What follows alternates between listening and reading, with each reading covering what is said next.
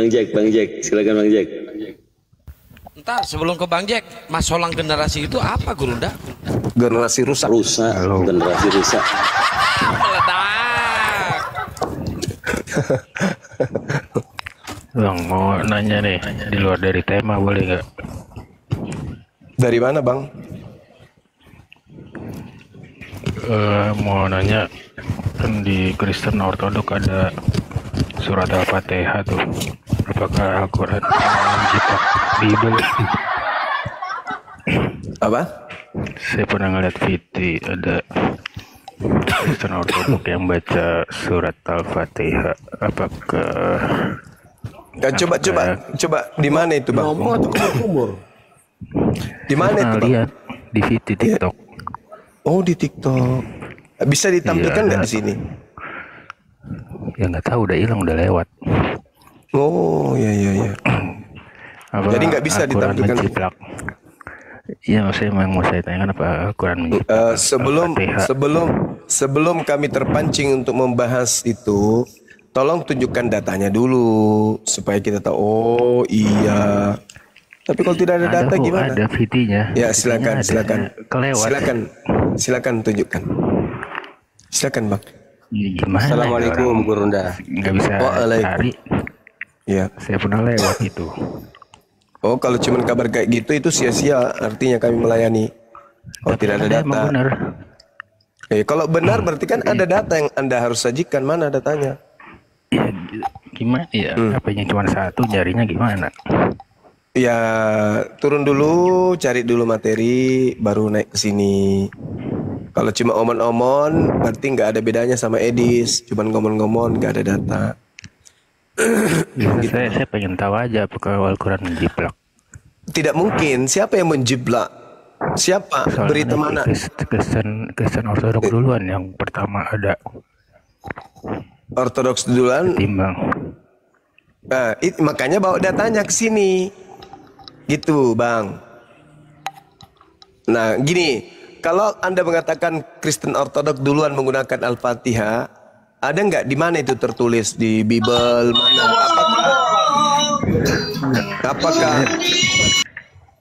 Apakah Ortodoks kitabnya? Ada video yang membacakan Iya, ayatnya. enggak, saya tanya dulu Bang. Apakah kitabnya Kristen Ortodok dengan Kristen Katolik atau Protestan di Nusantara ini beda atau sama? Ya sama Bang. Oke, tunjukkan di mana Al-Fatihah di dalam kitab kanonik atau surat Paulus, silakan. Ya, saya gimana, nggak ada ini Bang. Masa kitab yang sudah bahasa Indonesia aja nggak ada? Enggak, intinya Bang Juma nggak tahu ya. Iya. Sekarang tunjukkan bukti dulu, baru kita bahas. Nah, Anda mengatakan kitabnya orang Ortodoks itu dengan Kristen yang ada di Indonesia sama. Berarti ada dong di kitab saudara. Tinggal Anda sebut Lukas berapa, Markus berapa, Yohanes berapa. Kalau tidak ada di dalam kitab saudara, berarti Ortodoks ngarang-ngarang. Ortodoks yang ngarang berarti. Ada nggak di dalam kitab saudara Al-Fatihah? Nanti saya cari lagi deh Bang. Iya, iya silakan. Silakan. Ya, ya rehat dulu deh Bang. Iya, jangan turun dulu Bang Jack. Jangan turun dulu Bang Jack. Jangan turun dulu. Bang Jack. Silakan. Saya Katolik Bang Jack, jangan turun dulu. Silakan. Aku kasih tahu Bang Jack. Tadi kan tanya tuh, apa Al-Quran itu menjiplak, iya kan? Tadi tanya gitu kan? Iya betul. Aku Katolik nih Bang Jack. Silakan Bang. Itu salah besar Bang Jack. Soalnya saya udah datangi 3 surat di Al-Quran tuh, ya kan? Itu satu tidak ada literasi Nabi Muhammad sampai situ, tapi di Al-Quran ada. Dan saya udah datang itu. Jadi kalau Bang Jack ngomong menjiplak itu mungkin perlu datang sendiri ke sana, jadinya tahu ini jiplak apa enggak. Itu menurut saya. Iya, tentang dibaca dengan ayat bahasa Arab kan jadi sama. Nggak perlu bahasa Arabnya, kita udah datang ke tempatnya langsung, memang benar di Al-Quran memang ada itu. Nggak perlu kita bahasa Araban. Langsung datang ke tempatnya aku. Iya, terus kan apa namanya? Artinya juga bukannya sama. Artinya bukannya sama. Kan itu kan tadi kan ngomong jiplak. ya kan? Kan ngomong jiplak. Iya, saya mau Aku nanya datang apakah ke tempat- benar? Apakah benar? Salah, Tidak salah, benar salah. itu tidak benar. Salah Makanya besar. saya minta Salah data besar. tadi. Ya Bang Suma, salah besar tuh kalau ngomong Al-Quran jiplak. Salah besar. VT-nya kelewat lagi. Kemarin-kemarin saya lihat VT-nya. Itu kalau PT itu bahaya juga itu kalau orang buat PT terus kemudian nanti Iya, soalnya dia benar-benar mirip. Gitu. Iya, kalau Makanya saya Anda bilang, mengatakan kalau Anda mengatakan ini- kitab Anda dengan kitab ortodoks itu sama, tentu Anda bisa menunjukkan di mana saya bisa baca di Lembaga Bible Indonesia Al-Fatihah di dalam kitab saudara. Ada nggak? Oh, nggak ada, Bang. Ah, berarti ortodoks dengan Kristen lainnya itu kitabnya beda. Kan jadi lelucon kan? Jadi lawak-lawak kan sesama Kristen, kitabnya beda. Mana yang betul, ortodoks atau kalian? Kan gitu jadinya.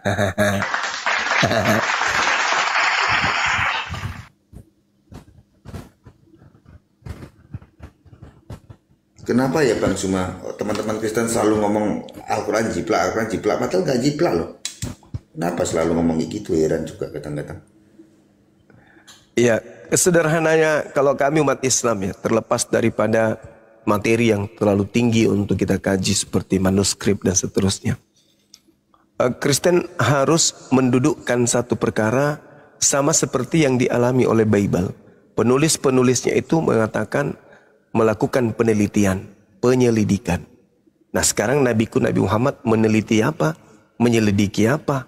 Kitab mana yang dibaca? Mana sumbernya? Ada yang mengatakan kami punya Nabi pernah membaca kitab-kitab sebelum Al-Quran. Ada enggak? Nabi Muhammad tidak pernah membaca kitab-kitab di luar Al-Quran. Enggak pernah.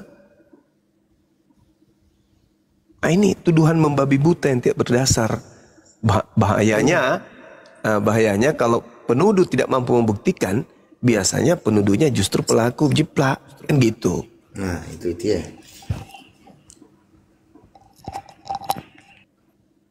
Mainnya kurang jauh aja, jadi dia ngomongnya kayak gitu. Sahabat Casendang, barakallahu fikum. Syukran. Iya, silakan. Bang Suma ya, cuma mau ngasih Iya, tahu aja silakan. gitu. Silakan. Matius sama Injil Lukas, Bang. Matius sama Injil Lukas kalau nggak salah. Matius bab berapa? Sama Injil Lukas. Iya, Sebentar. silakan. Assalamualaikum Gurunda, lanjut. Waalaikumsalam warahmatullahi Waalaikumsalam, wabarakatuh, guru-guru Bunda. semua. Waalaikumsalam Bunda Mila. Waalaikumsalam warahmatullahi Lanjut. wabarakatuh.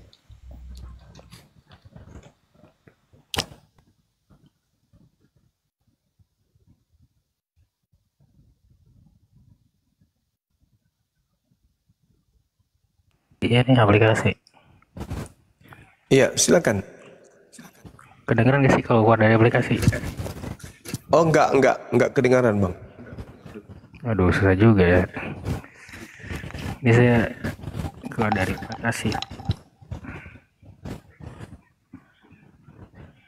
Di DM ke siapa atau di screenshot ke siapa, ke guru-guru di sini biar kita yang bacain juga nggak apa-apa.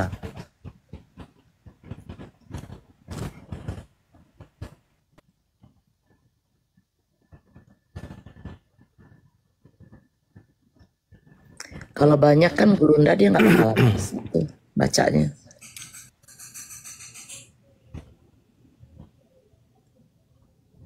Di Matius 6:9-13.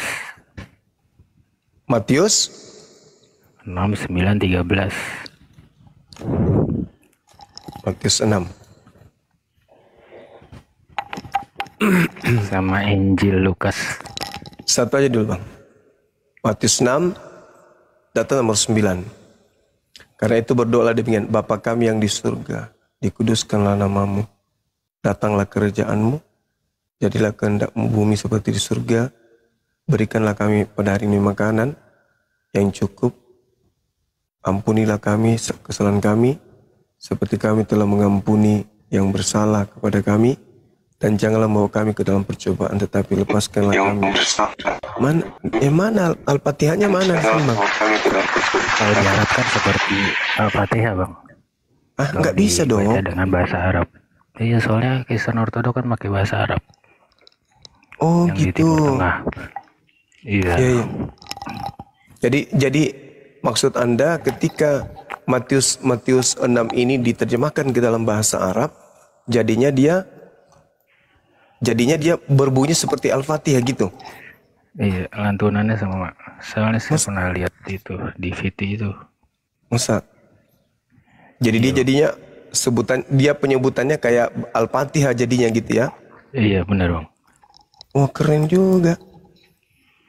Masya Allah. Coba kita lihat. Makanya apakah benar diturunkan oleh Nabi Muhammad atau Oke. hanya Oke. menjiplak kita begitu? Coba ya, saya baca ya. Bismillahirrahmanirrahim. Alhamdulillahi Rabbil Alamin. Nah, kalau kita lihat di dalam Matius 6 nomor 9, Lizalik salu haqadah abana aladi fi al-samawat li'ataqadas asmuk. Ayat kedua.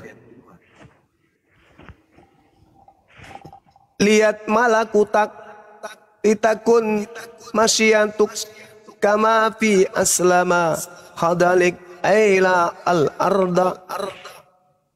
Alhamdulillahi Rabbil Alamin Ar-Rahmanir Rahim Maliki Yaumiddin Iyyaka na'budu wa iyyaka nasta'in Ihdinas siratal mustaqim Siratal ladzina an'amta 'alaihim ghairil maghdubi 'alaihim waladdallin. Amin. Dikatakan di dalam bahasa Arabnya Matius 6 nomor 13 i'ana la al-muk wal quwat wal mats ila abad abdin amin. Sama ya, mirip ya. Ila abad al-abdin amin. Aminnya yang sama. Amin. Aminnya yang sama, Bang. Tapi saya lihat VT-nya sama loh Bang. Awalannya Alhamdulillah juga. Alhamdulillah. Bagaimana ceritanya Alhamdulillah sementara di sana ada kata Bapak? Aduh. Abana. Nggak ada sih. Abana. Abana di dalam Al-Quran. Berseliweran. Di dalam Al-Quran tidak pernah Allah dipanggil Bapak, Aba. Abana alladhi fi al-samawat. Alhamdulillahi Rabbil Alamin. Ar-Rahmanir Rahim. Maliki Yaumiddin. Padahal kalau dilihat itu Bang, Matius, doa Bapa kami itu tidak ada ditemukan di manuskrip. Itu adalah sisipan. Tidak pernah ditemukan kemudian di dalam manuskrip bahwasanya itu adalah sesuatu yang ditemukan di dalam kaidah manuskrip yang pertama. Itu doa Bapa kami itu tidak pernah ada. Itu baru muncul kemudian.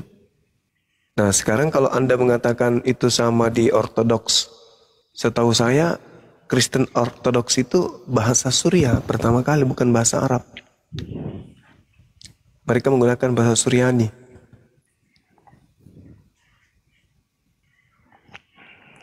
Oh gitu ya Bang. Iya. Saya mau nanya itu aja sih Bang. Oke, saudara. Ya, makasih ya Bang. Sama-sama. Amin. Aminnya aja yang sama, Jack. Gimana sih lo? Yang jiplak siapa? Mas Solang. Iya, Mas Solang generasi. Jadi saudara kita tadi itu mengambil data Matius 9, Matius 6. Itu tradisi tradisi gereja, bapak gereja, doa Bapa Kami itu ya itu sisipan karena tidak ditemukan, kemudian manuskrip pertama itu nggak ada. Itu udah ada itu.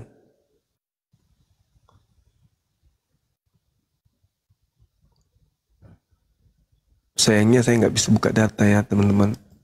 Ada nggak? Oh, sudah turun ya. NRD.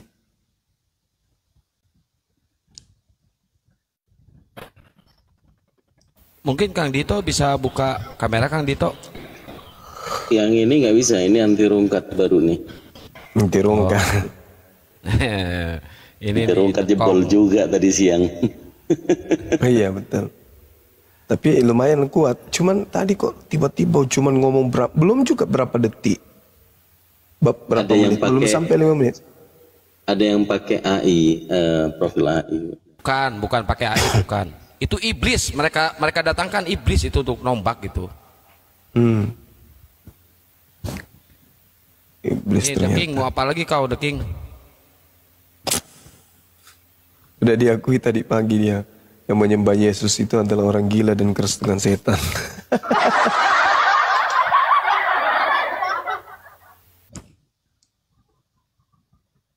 Oke, silakan saya bikin kopi dulu ya. Ya, silakan Dinda, Dito, Siap. dan semuanya. Siap, siap Bang. Ya, Bang Roli. Dari sekte mana Bang? Hilang. Aku belum moderator loh Akang. Yuk naik, Ya, yang ya. Kristen naik, silakan.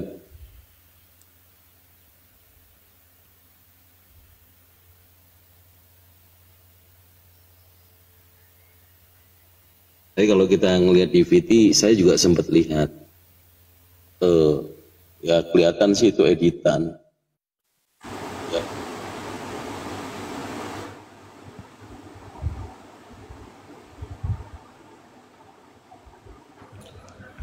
Yang Kristen, ini penghujat Dito. ini satu ini. Bang Ya, Dito izin, assalamualaikum semua. Aku di follow aja, semenit aja. Bantu follow teman-teman, baru turun lagi. Ya, silakan di follow teman-teman yang di atas semuanya, silakan di follow. Host juga ini akun baru saya nih, baru 4K ini. Silakan di follow teman-teman. Lop oranye digas di terbangin lop oranye biar kuat komalnya ya. betul. Guys, semua yang di atas di follow. Ini Wabil Rian khusus. Purba ini muslim apa Kristen? Purba. Oh Kristen. Oh Kristen, baik. Rian Ya, Purba yang Kristen, teman-teman. Ya, yang Kristen nggak usah di follow. Follow yang di atas semua ya teman-teman. Ya, Rian Purba ada yang mau disampaikan. Mau bertanya Oten. silakan atau berdiskusi silakan. Menurut Laporannya Muslim, diterbangin ya, surga teman-teman, itu ya. seperti apa? Apa?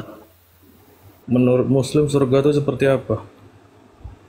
Ini tema kita, Kristen adalah Mesias. Kalau mau bahas tentang surga, minta tolong dulu sama host.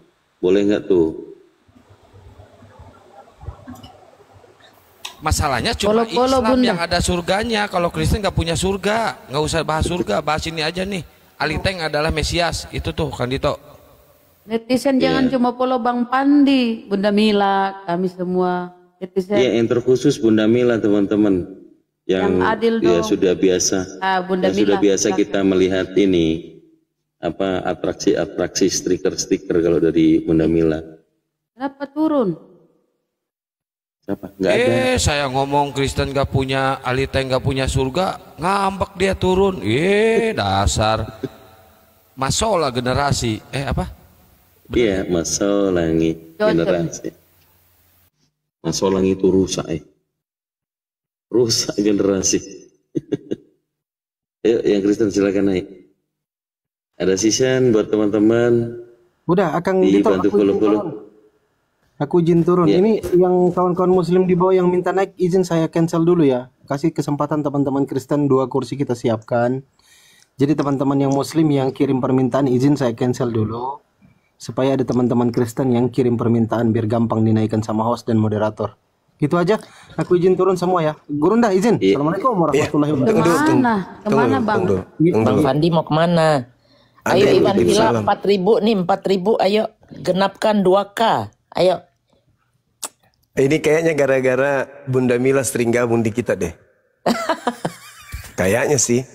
Sampai-sampai ini Ahmad Dhani titip salam sama Bang Zuma. Mungkin gara-gara Bunda Mila. Keren. Ya ini ada chatnya masuk. Akhi Billy, akhi tadi saya mau nelpon, ada titip salam, Ahmad Dhani titip salam katanya. Nah, curiga saya karena Bunda Mila sering gabung di sini kayaknya memang. lanjut. Karena Ahmad Dhani itu senang religius juga Bang Zuma. Iya, alhamdulillah. Oh, ada kitab Injilnya itu berapa tahun berapa gitu? Iya, beliau kan ini berdarah Yahudi kan beliau. Ada Yahudinya bener. Tapi dia bukannya waktu ke Bandung kita makan di rumah makannya Ahmad Dhani. Ingat gak di Braga itu Gurunda? Iya, Ahmad betul. Dhani itu. Ya syukurlah. Ada bagusnya juga kita teman sama orang-orang ini. Biar kita banyak belajar lagi ya. Lanjut teman-teman. Silakan. Kita sapa Nona Manis, Kristen Muslim, saudara-saudari. Nona Manis, Nona Manise, Mbak Nona. Suara laki-laki. Nona. Kristen. Nono. Bang Nono ini. Ayo Bang, silakan. Masya Allah Bang Musafir. Keren. Keren Bang. Silakan Bang Nono. Emang kita ini kompak ya. Bunda Mila. Bukan ya. Kenapa Bang Silakan Fandi? Bang Nono. Oh Bang Nono, silakan Bang. Enggak panggil Nona ya karena laki-laki, silakan. Kau Kristen Bang? Islam Bu. Mama kau pula lama kali ngomong. Oh mu'alaf, Masya Allah mu'alaf dia. Apa yang disampaikan saudara, silakan. Mu'alafnya udah lama Bang? Atau baru? Ya. Udah baru mu'alafnya udah lama atau baru? Baru setahun. Alhamdulillah ya. Nah boleh nggak? Ini belum ada otennya. Boleh nggak? Kenapa? Apa kau mu'alaf gara-gara bosan menuhankan anak orang? Apa Bang? Kenapa kau mu'alaf? Silakan. Iya. Setelah saya telusuri isi Bible itu. Oh. Nggak masuk akal. Wah, Masya Allah, keren. Inilah mu'alaf ya, cerdas dan smart. Beda ya yang Kristus palsu ya. Silakan. Kenapa Bunda? Silakan Bang, lanjut. Karena belum ada oten nih, silakan 1 menit lah. Bang Jumanya mana Bu? Oh itu lagi beliau bikin kopi campur Aramek. Emang bisa? Ya itulah minuman kami para apologet. Izin Nona, saudaraku izin kita gantian ya. Kita mau naikkan teman-teman Kristen biar diskusi ya. Makasih banyak atas waktunya. Baik, menyampaikan sepatah kata. Izin saya turunkan biar teman-teman Kristen bisa naik juga untuk dialog. Nanti saya juga turun. Makasih saudara ya. Assalamualaikum warahmatullahi wabarakatuh. Waalaikumsalam warahmatullahi wabarakatuh. Oke Bunda Rama, nanti langsung ambil alih ya. Nanti saya di bawah saja. Silakan teman-teman. Siap. Kalau mau naik tekan 3 atau tulis di bawah saya Kristen Bang mau naik. Nanti kita siapkan 2 kursi untuk teman-teman Kristen. Izin turun Bunda Rahma, Bunda Mila, Bang Zuma, Kang Dito, Bang Kita, Bang Andi, Akang. Assalamualaikum warahmatullahi wabarakatuh. Selalu ya. Waalaikumsalam. Waalaikumsalam warahmatullahi wabarakatuh. Woi, kenapa? Naik sini Ten. Dasar masolang generasi. Meledak. Halo Pak, kok selamat kenapa itu? malam, salam. Salam Pak, salon. Kenapa Bang? Kristen ya? Iya, saya Kristen Katolik, Bu. Oh, baguslah kalau Katolik itu lebih ini. Silakan Bang, apa yang ingin kamu tanggapi dari nyimak tadi diskusinya? Iya, saya menanggapi tadi temanya ya. Ini Kristen adalah Mesias ya, Bu.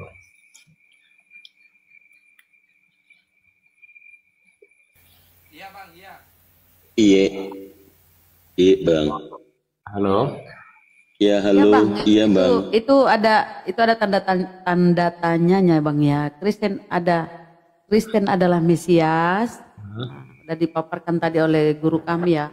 Tinggal menanggapi, Anda silakan.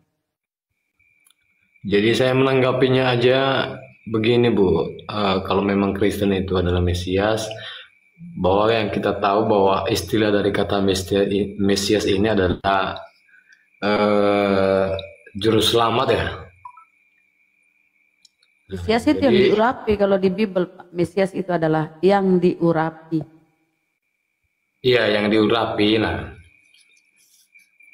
jadi nggak salah kalau umpamanya kata itu Kristen adalah Mesias, itu nggak salah itu, Bu. Itu betul itu. Jadi Bapak setuju ya kalau Kristen Iya, Mesias setuju. ya? Wih, ini baru Karena ini. juru selamat ya Bu, itu ya maksudnya sebagai kepercayaan kami dari Katolik, Mesias itu adalah istilah juru selamat ya namanya. Iya. Jadi Mesias itu juga bisa dikatakan Yesus. Oke, Pak Edu, berdasarkan Matius 24 nomor 4 dan nomor 5, di situ tulisannya waspadalah akan datang penyesat menyesatkan kamu. Nah, perintah Yesus Matius berapa Pak? Maaf. Matius 24 nomor 4 dan nomor 5. Oh ya, tetap ya. Oh ya, berisi peringatan Yesus kepada murid-muridnya gitu ya Pak ya? Yes. Iya. Murid-muridnya untuk berjaga-jaga terhadap orang yang akan menipu dan mengaku sebagai Kristus, yang akan menyesatkan banyak orang. Mesias Bang, Mesias. Jangan diganti. Jangan diganti. Begitu judulnya kemarin 2 Kristus, dibilangnya Mesias. Sekarang Bang temanya Dito, Mesias diganti besar Kristus. volumenya, Bang Dito. Iya. Volumenya. Iya.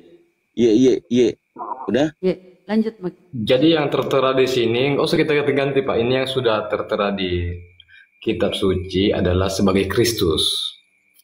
Dan berkata, akulah Mesias, Pak. Yang akan menyesatkan banyak orang. Nah, jadi jadi ini memberikan peringatan Pak, istilahnya kepada murid-muridnya akan datang nanti yang mengaku seperti saya gitu. Jadi jangan percaya itu, percayalah kepada lihatlah orang itu dari buahnya, dari perilakunya. Jadi mencuru disitulah firman Tuhan ini. Ya. Gimana itu tulisannya Pak? Gini.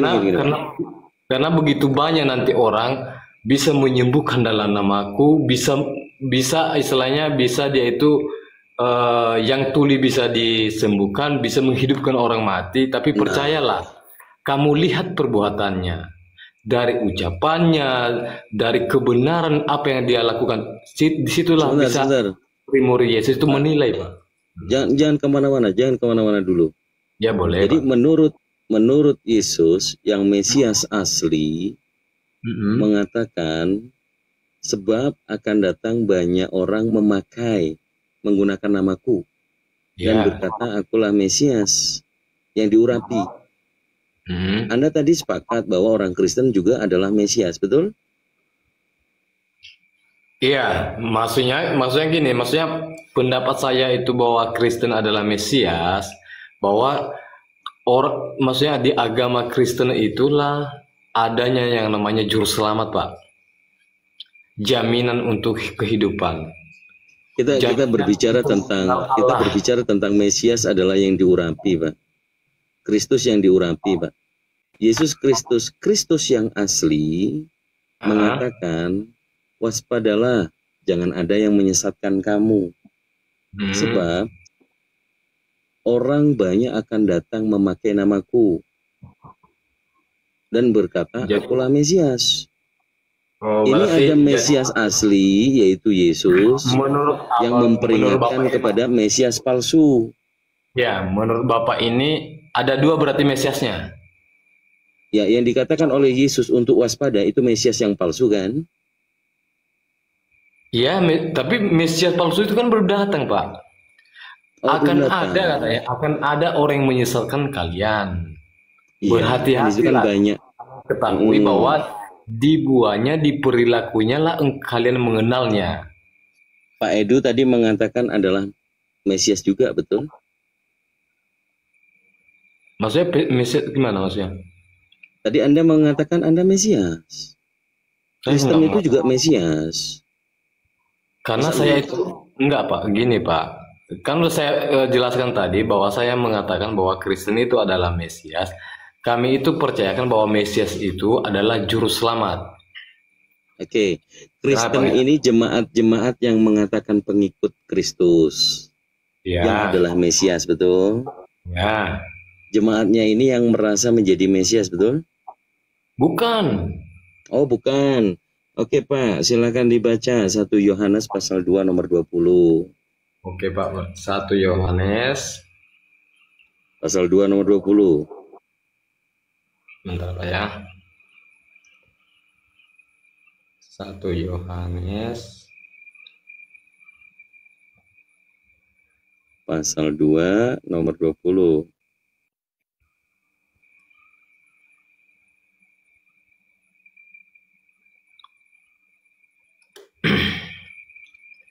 Berbunyi, tetapi kamu telah beroleh pengurapan dari yang kudus, dan dengan demikian kamu semua mengetahuinya.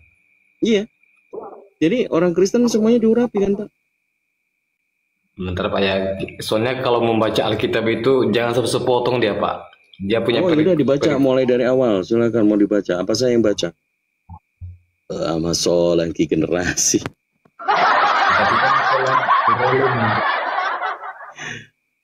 Tetapi dari 18. Dari 18. Dari Bang. 18, Pak ya? Dari 18. Bentar, Pak ya.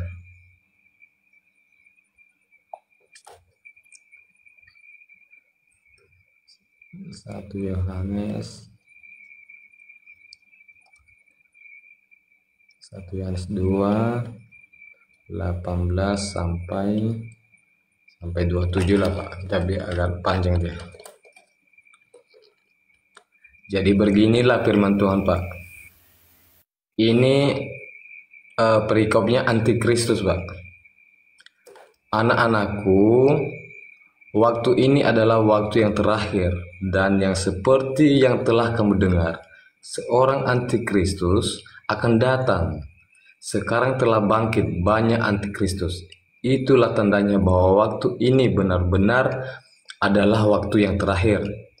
Memang mereka berasal dari antara kita, tetapi mereka tidak sungguh-sungguh termasuk pada kita. Sebab jika mereka sungguh-sungguh termasuk pada kita, niscaya mereka tetap bersama-sama dengan kita. Tetapi hal itu terjadi supaya menjadi nyata bahwa tidak semua mereka sungguh-sungguh termasuk pada kita. Tetapi kamu telah beroleh pengurapan dari yang kudus, dan dengan demikian kamu semua mengetahuinya. Aku menulis kepadamu bukan karena kamu tidak mengetahui kebenaran, tetapi justru karena kamu mengetahuinya, dan karena kamu juga mengetahui bahwa tidak ada dusta yang berasal dari kebenaran. Nah, jadi intinya ini, Pak, maaf ya. Kalau menurut Bapak dulu, dari yang saya baca tadi itu sebenarnya, kalau menurut maksudnya pendapat Bapak dulu tentang isi ini seperti apa? Ya, saya paham sih orang Katolik itu memang jarang ya baca Bible. Cuman kalau mau bertanya Pak, bertanya sama pastoral kan begitu ya. Tapi di sini saya membantu saja bahwa di situ poinnya, tetapi kamu telah beroleh pengurapan yang kudus. Ya. Dan Saya dengan demikian kamu semua Katolik. mengetahuinya, ya kan? Jadi semua orang Ya. Kristen ini diurapi nggak? Kalau Kristen kita bilang diurapin semua, ada juga yang enggak, Pak. Karena kenapa? Pengurapan itu dari Roh Kudus, Pak. Sama beginilah, Pak. Kalau saya tanyakan, apakah semua orang Muslim itu adalah orang yang berasal dari pertobatan? Nggak usah kemana-mana Pak. Muslim nggak ada dari pertobatan Pak. Muslim itu dari berakal dulu baru beriman, berikrar asyhadu an la ilaha illallah. Tapi ini kita lagi berbicara tentang Berarti begini Pak ya. Meskipun di Bentar Bang Edward, izin Ya. sebentar Bang Edward. Boleh, Pak. Ini biar ini ya. Buat teman-teman ya, bulan depan insya Allah kita akan mengadakan debat offline ya. Nanti ada Ustaz Dwapi, Gurunda Juma sekalian jumpa pen bersama Gurunda Juma. Tapi syaratnya satu, bagi kalian yang ingin mengikuti acara debat dan jumpa pen bersama Gurunda Juma, harus memakai kaos yang saya pajang ini nih. Kaos Gurunda Juma ya teman-teman. Silakan diorder melalui saya langsung ya di nomor WA 081 21 474 9002 ya. Saya ulangin 081 21 474 9002 di Jakarta ya, tempatnya di Jakarta teman-teman, gratis. Ini asal memakai kaos ini ya teman-teman ya. Dan sekalian di subscribe channel YouTube Abdul Wapi 99. Itu channelnya guru kita Ustadz Wapi. Terus channel Bang Hadi Celebes, Julkipli M Abbas Official, Panglima Apologet Islam dan lain-lain ya teman-teman. Silakan. Ini kaosnya ini ya teman-teman, tinggal sedikit lagi. Tadi udah ada yang beli satu, alhamdulillah. Tinggal di WA ke saya ya, tinggal 14 piece lagi. Udah mulai menipis nih, takutnya keburu habis. Kalian tidak bisa mengikuti acara nonton acara debat sama jumpa pen bersama Gurunda Juma. Silahkan diorder ke saya langsung ya, diketik nomor WA saya teman-teman, di spam. Silahkan di spam nomor WA saya dan order langsung ke saya. Tinggal 14 piece lagi, dikit lagi teman-teman. Ayo digas ya. Takut gak kebagian nanti kalian. Tuh nomor saya udah di spam di bawah tuh. Silakan dilanjutkan Dito. Iya. Jadi kalau Pak Edu, saya nggak tahu. Pak Edu kan seminari aja enggak, di sini naik. Ini mau menguji iman atau mendiskusikan sesuatu yang Pak Edu sendiri Ya. di dalam magisterium ya, tidak boleh mengajarkan Bible kepada orang lain tanpa ada seminari. Tapi kita di sini tidak membatasi. Kalau Bapak tertarik, tadi di awal Pak Edu mengatakan iya, Kristen itu juga Mesias gitu loh, mengamini daripada tema kita. Namun Pak, dari dalil yang tadi 1 Yohanes pasal 2 nomor 20 jelas-jelas adalah semuanya itu diurapi. Betul? Ya, betul, Pak. Nah, ini yang menjadikan kalau suatu pertanyaan, kalau Yesus Kristus yang asli yang tadi mengatakan waspadalah, akan datang banyak penyesatan, akan ada yang menyesatkan kamu. Sebab mereka akan datang banyak orang memakai namaku dan berkata akulah Kristus, akulah Mesias. Apakah yang diurapi semuanya itu adalah Mesias palsu? Kalau Mesias palsu nggak ada sih Pak ya.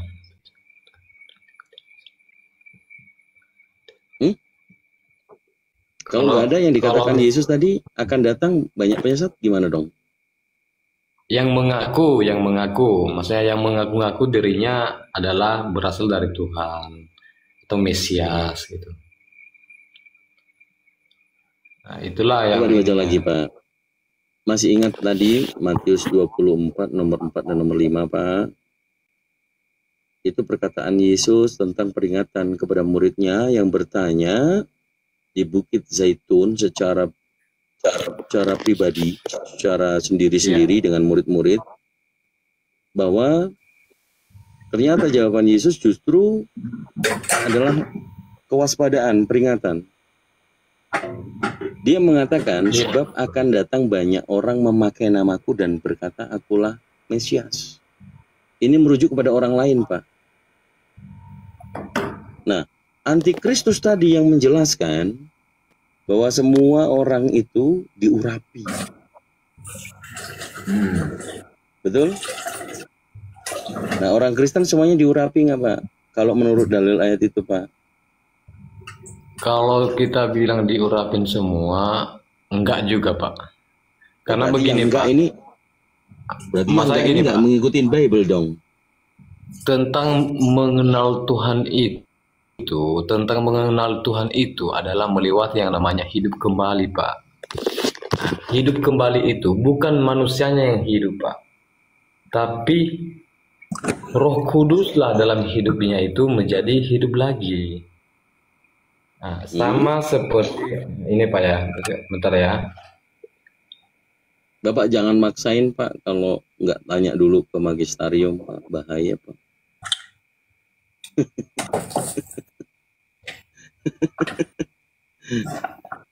Mending biarin yang Protestan aja lah, yang punya sola scriptura. Bapak kan Jadi terbatas sebagai orang Katolik. Begini, Pak, saya itu tidak memakai ilmu ya. Saya itu mengerti Tuhan itu bukan karena sekolah atau mempunyai gelar dalam ilmu sejarah agama, tidak. Tapi karena pertobatan, Pak. Saya mengenal Allah itu dari pertobatan saya, Pak. Oh, tidak melalui magisterium. Anda paroki di mana? Kalau kami Katolinias, Pak. Paroki Bunda Maria, Pak. Oh, Bunda Maria. Oke, Pak. Di dalam keimanan Katolik itu percaya magisterium atau percaya pendapat pribadi, Pak? Percaya gimana, Pak?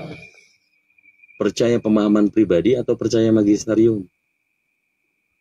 Saya bukan percaya, saya nggak tahu magisterium ya. Saya itu percaya di Alkitabnya, Pak. Dan saya sesuaikan dengan pertobatan saya. Apakah isi dari Alkitab itu membuat saya bertobat? Itulah yang dinamanya tadi urapan dari Tuhan. Oke, saya kejar Anda. Anda bertobat setiap minggu itu atau setahun 2 kali itu ada pengakuan dosa nggak kepada pastor atau romo? Kalau umpamanya pengakuan dosa itu, Pak, contohnya lah, saya sekarang, meskipun saya sekarang itu bukan di posisi dinias atau juga maksudnya mengikuti misa untuk Katolik, kadang saya masuk Kristen, GPDI gitu kan, pokoknya Ya, yang pantesan. ada Islam kitabnya. Pantesan. Ya, yang ada kitab Alkitab, maksudnya kitab sucinya lah. Pantesan. Bapak nggak Jadi percaya. Bapak nggak percaya Bukan kata nggak pastor, kata romo berarti. Di luar Katolik ada keselamatan nggak, Pak? Di luar Katolik ada keselamatan. Hah? Pertanyaan Maksud saya, Bapak di itu luar Katolik, menurut iman Katolik, itu ada keselamatan nggak? Ya. Hah? Kalau di luar adalah Pak, tergantung orangnya, Pak, pribadinya. Macam Coba teman-teman dari Coba saya Kristen, mau ngetes Bapak Katolik atau bukan, Bapak saya mohon izin ya, Pak ya. Salam Maria itu boleh. gimana, Pak? Salam Maria yang penuh rahmat, gitu ya, Pak ya. Gimana Bapak yang Katolik loh? Saya mantan, Pak.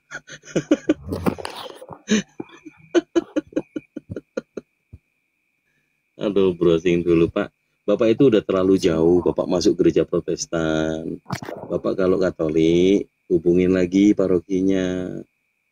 Bapak kalau ada di tempat wilayah lain, Bapak konfirmasi ke gereja Katolik, jangan ke GPI. Gini Pak, saya ajarin salam Maria, Pak. Saya kan Islam, tapi saya ajarin Bapak salam Maria ya, Pak ya. Ya, Salam boleh, Maria, Maria penuh rahmat. Tuhan sertamu. Terpujilah engkau di antara wanita dan terpujilah buah tubuhmu, Yesus Santa Maria, Bunda Allah. Doakanlah kami yang berdosa ini sekarang dan pada saat kematian kami. Amin. Nah itu Pak, saya ajarin ya Pak. Nah, dari sinilah Pak yang dibilang Tuhan itu berjaga-jagalah, berhati-hatilah. Ada yang seakan-akan mereka beriman, tapi dari perbuatan mereka itu tidak terwujudkan seorang beriman, Pak. Ketiduran gua di bangunan nih. Lanjut masuk Andi. Nah, disitulah Tuhan itu. Ini udah keluar tema soalnya, udah keluar. Iya. Bapak ini Katolik nggak ngerti Bible-nya. Nah, jadi bagaimanalah orang buta itu menunjukkan jalan kepada orang buta, Pak? Pasti masuk ke jurang. Jadi bagaimana Bapak saya meyakinkan saya mengasih jalan yang benar, sementara dari perbuatan seseorang itu kita mengenal bahwa tidak benar. Bagaimana kita mengikuti nih, Pak? Caranya Pak, jangan injek tai kebo kalau jalan. Satu. Kedua nih Pak nih, jangan juga makan tai kebo. Gitu. Yang paling gampang Pak, jangan nyembah kebo. Nah itu loh Pak, itu kira-kira caranya Pak. Enggak, kalau nyembah kebo enggak lah Pak. Kita masih waras orangnya Pak. Terus abang nyembah siapa? Nyembah Tuhan Pak. Nama Tuhan itu siapa? Kalau waktu dia nama Allah Pak, Allah cuma satu Pak. Nah itu sembahannya umat Islam itu. Wih, Allah juga. Iya emang ada Allah apa coba gitu dari mana? Coba sebutkan Pak. Ya Allah. Gimana Pak? Allah. Beda kalau dibilang Allah ya Pak ya. Beda Pak, cuman mempelesetkan aja itu Pak. Izin Pak Andi masuk konfirmasi dulu. Tadi waktu dibacakan sama host, ya, dibacakan sama host tentang Salam Maria, itu di situ ada Bunda Allah bukan? Berapa Allahnya jadinya? Bapak jangan ngadi-ngadi bilang satu. Ada Bapak Allah, ada Bunda Allah, ada anak Allah. Gimana sih Bapak ini bilang satu macam apa? Lanjut, Bang Andi. Assalamualaikum, Gus Bavi. Waalaikumsalam. Waalaikumsalam warahmatullahi wabarakatuh. Bang Zuma masih ada kah ini? Masih itu. Assalamualaikum Ustaz Wafi. Waalaikumsalam Bun. Waduh, satu penghargaan sekali ini guru-guru semua kumpul di sini. Iya, baru selesai kegiatan. Siap. Lanjut Ustaz Wafi asli ini? Asli dong, pengikutnya 190.000 ini. Kecepatannya beda ya? Waduh. Tadi Bang Zuma yang dipalsukan, Gurunda. Ini Pak Edu edukasi aja nih Pak Edu nih. Saya buka lagi kelas belajar nih. Iya boleh Pak, boleh Pak. Pak Edu sebenarnya ini Anda ini masih menyadari nggak sih kalau Pak Edu menyadari dirinya Anda ini manusia? Sangat menyadari Pak. Alhamdulillah menyadari. Manusia itu kan diberi akal ya Pak ya. Beda sama nyemot ya Pak. Benar Pak, benar Pak. Ya. Kira-kira menurut Pak Edu ini sekarang ini jam berapa Pak Edu? Jam 12:30 Pak. Ah pinter. Kita mulai kelas belajar ya Pak? Boleh Pak, boleh Pak. Ya. Saya serahin dulu ke guru kok dulu nih. Gus, mau buka kelas belajar dulu Gus. Lanjut Bang Andi, lanjut. Ntar ini Ismi ini Muslim apa Kristen Ismi?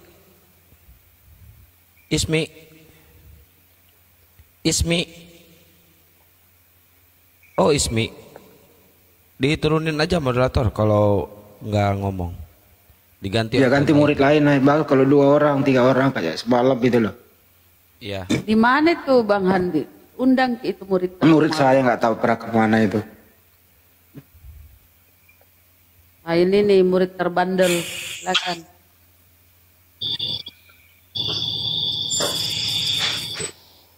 Pak Edu, kalau di KTP agamanya apa Pak Edu? Kalau tertulis di KTP? Agama Katolik Pak. Katolik ya. Tapi saya yang dites tadi kok nggak tahu itu loh. Maaf Pak, karena memang udah biasa kami pakai bahasa daerah Nias Pak. Jadi biasanya kalau di Nias dulu, di daerah Nias itu kami pakai bahasa daerah Pak. Kalau bahasa daerah tadi saya sebutkan mungkin Bapak nggak ngerti juga kan? Iya. Minta maaf ya Pak ya. Nggak apa-apa juga, nggak usah Pak. Jangan minta maaf dulu Pak. Jadi yang Anda sembah bukan kebo ya? Bukan Pak. Terus siapa tadi itu? Allah Pak yang kami sembah. Nah kenapa Anda jadi Islam? Jadi gini Pak, menurut Bapak itu orang Katolik itu menyembah kerbau itu? Kagak. Jadi? Kan Tuhan kalau nggak salah Katolik juga Tuhannya adalah Yesus. Iya Yesus. Nah kenapa Allah lu sebut tadi? Gini Pak ya. Iya gimana? Allah itu satu Pak ya. Tapi ketika dilihatnya bahwa manusia pada saat itu mungkin yang terkhusus kepada orang Yahudi ya, maksudnya yang sudah dijanjikan, dan ketika Musa membawa orang Israel itu dari Mesir, dari perbudakan, maka Tuhan itu datang, Yesus itu. Ya karena di saat di perjalanan Musa membawa ke tanah Kanaan itu, ke tanah perjanjian, maka begitu banyak hukum-hukum yang berkesimpangan dengan hukum Tuhan.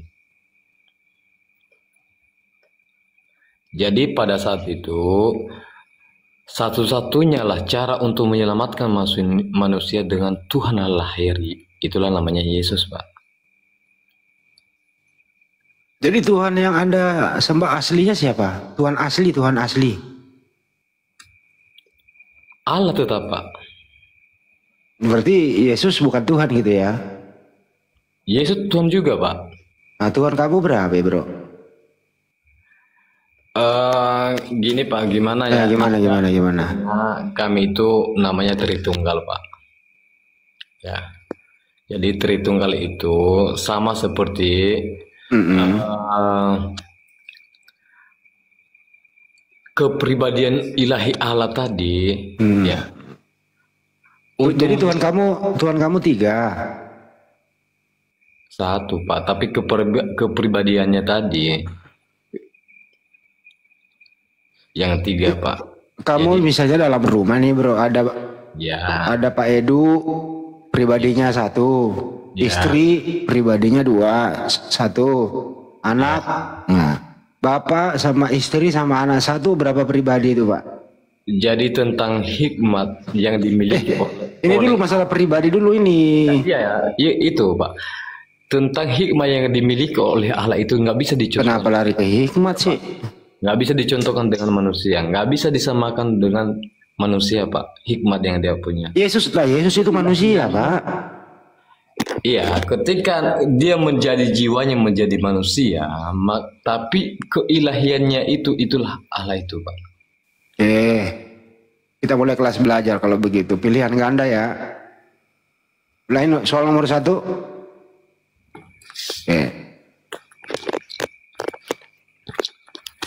Pilihlah A atau B atau C di bawah ini. Pertanyaan pertama. Dengarkan baik-baik. Siapakah nama Tuhannya Pak Edu? A. Bapa, B. Yesus, C. Roh Kudus, D. Semuanya benar.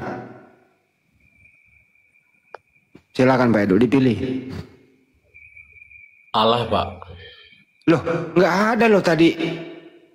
Jawabannya lo di situ nggak ada. Oh, jadi saya ulang ya.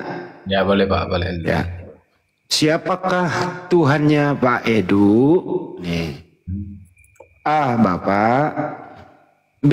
Yesus, C. Roh Kudus, D. semuanya benar. Yesus, Pak. Yesus. Begitu dong. Jadi nggak usah nyebut-nyebut lagi Tuhannya umat Islam gitu ya. Yesus. Enggak, saya bingung juga kenapa Bapak itu bilangkan bahwa Allah itu hanya disebutkan di Islam. Ya memang kan di Bible Anda kan nggak ada Allah, Bang. Jadi sementara di kitab yang kami baca-bacakan, Pak, di situ ada tertulis semua Allah Bapa. Itu terjemahan, Pak. Original teksnya nggak ada. Nah, begitulah Pak. Jadi kami itu mengenalnya itu di Alkitab ini. Apa yang kami dengar, apa yang kami lihat, dan apa yang kami baca, itulah yang kami amalkan, Pak. Saya ulang lagi nih, Pak nih. Biar Anda itu menjadi Kristen yang baik loh. Jangan Kristen yang ke-Islam-Islaman. Gitu ya.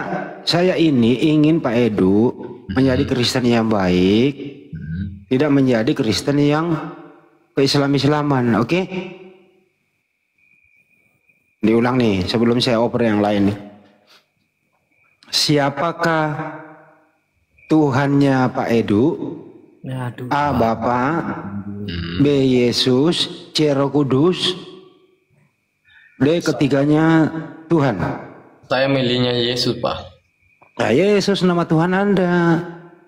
Kagak usah lagi menyebut nama Tuhannya umat Islam, oke? Ya, karena di situ nggak ada Allahnya kan, tapi yang dekat dengan kepribadian Allah itu adalah Yesus. Kenapa sih syahadat aja deh sekalian, kalau mau menyebut Allah itu jadi Islam aja udah. Gimana? Kalau saya menyebutkan Allah, mungkin ya. Ya itu cuma penyebutan beda, mempelesetkan lidah aja itu mah. Kan di Bible nggak ada itunya kayak gitu, nggak ada di Bible itu, Bang. Coba Anda kepatikan sana, nggak ada itu. Di Indonesia doang ini niru-niru umat Islam.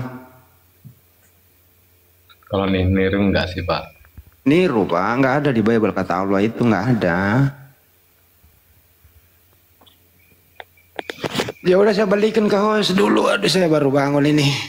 Ya, siap. Ustadz Wapi tadi nama YouTube-nya apa? Ustadz Wapi. Oh ya, teman-teman jangan lupa di subscribe. Suaranya mendem. Masa? Halo, cek. Ya, aman. Ya, teman-teman jangan lupa ditonton, di subscribe dan di share YouTube saya. Namanya Abdul Wafi 99 seperti nama akun TikTok saya, teman-teman. Jadi kalau akunnya Bang Zuma itu perdebatan. Kalau akun saya itu khusus untuk cara menjawab dan mengkomparasi pertanyaan-pertanyaan oten-oten. Jadi ditonton, di-share agar bisa cara menjawab dan cara mengkomparasikan kepada kitab-kitab mereka yang berniat untuk menghujat umat Islam. Sekian, terima kasih. Diminta tolong Gus katanya, Gus lagi yang edukasi kan, gitu loh Gus. Saya lihat lawan bicara jenengan nggak semangat saya Bang Andi. Ya makanya. Teman-teman di bawah sih terlalu banyak ngatur sih, kita di atas. Cam dulu Ustaz Wafi, open cam. Capdes. Jadi gimana? Mau hujat lu naik ke atas, Capdes. Capdes. Iya, monitor. Lu mau ngehujat nggak? Dari mana saya jalannya menghujat? Ini ada dua murid ini dikasih pilihan, dikasih pertanyaan pasti beda-beda jawaban gitu loh. Dari ini saya jalannya menghujat pengamat. Kalau pakai bless ini tuannya siapa Bang? Tuhan saya. Siapa? Tuhan saya Yesus. Yesus, ya sama-sama lah. Ya sama lah Bang. Ya. Siapa yang menurut Anda berdua, siapakah yang menciptakan alam semesta ini? Yesus. A. Bapak, B. Yesus, C. Roh Kudus, D. ketiganya. Iya, yang menciptakan itu kan firman, ya Yesus. Yesus. Kalau Pak Edu, siapa yang ciptain? Allah, Pak. Allah, kok beda-beda Anda ini? Yesus itu Allah itu sendiri. Di mana begitu Yesus adalah Allah? Tertulis di mana? Yohanes 3 ayat 13, 13 ayat 13. Nggak ada kata Allah di Yohanes. Akulah Tuhan dan Guru. Thank you. Ya Tuhan, Tuhan doang, nggak ada Allah di situ. Tuhan, Allah itu sama, Bang. Beda. Allah itu nama. Ya, nah ini semua ini gimana ini? Mana campunya Pak Guru mana? Gus, campu mana Gus? Ekor pari. Lanjut, Bang Andi. Lucu juga perdebatan ini. Lucunya ketika kami memberikan pernyataan apa yang kami imani, maka orang bapak itu langsung menyangga. Oke, lanjut aja, nggak bisa. Karena orang bapak itu tidak mengenal. Lanjut biar kena nanti, gitu ya. Memang Bang Handi. Siapakah nama anaknya Maria? A. Bapak, B. Yesus. Silakan jawab. Yesus, Pak. Yesus. Kepdes. Bang Handi. Jawablah, Kepdes. Ya Bang Handi anaknya. Gua kick lo ya kalau nggak serius ya. Kan. Siapa nama anak Maria? Kepdes. Yesus. Aduh, Bang Andi. Apakah anaknya Maria adalah Tuhan? A. Tuhan, B. Bukan Tuhan. Tuhan, Pak. Tuhan. Kepdes. Tuhan. Macam SD. Ya. Siapa nama Tuhannya Bunda Maria? A. Bapak, B. Yesus. Macam SD. Dijawab dong, Edu. Yesus, Pak. Yesus. Kepdes. Yesus, Pak. Yesus. Mana lebih tua Maria daripada Yesus? A. Yesus, B. Maria. Yesus, Pak. Edu. Yesus, Pak. Waduh, terlalu dalam ini Kang Dito. Gimana nih lebih tua anak daripada ibu ini? Gus. Kan jangan soal.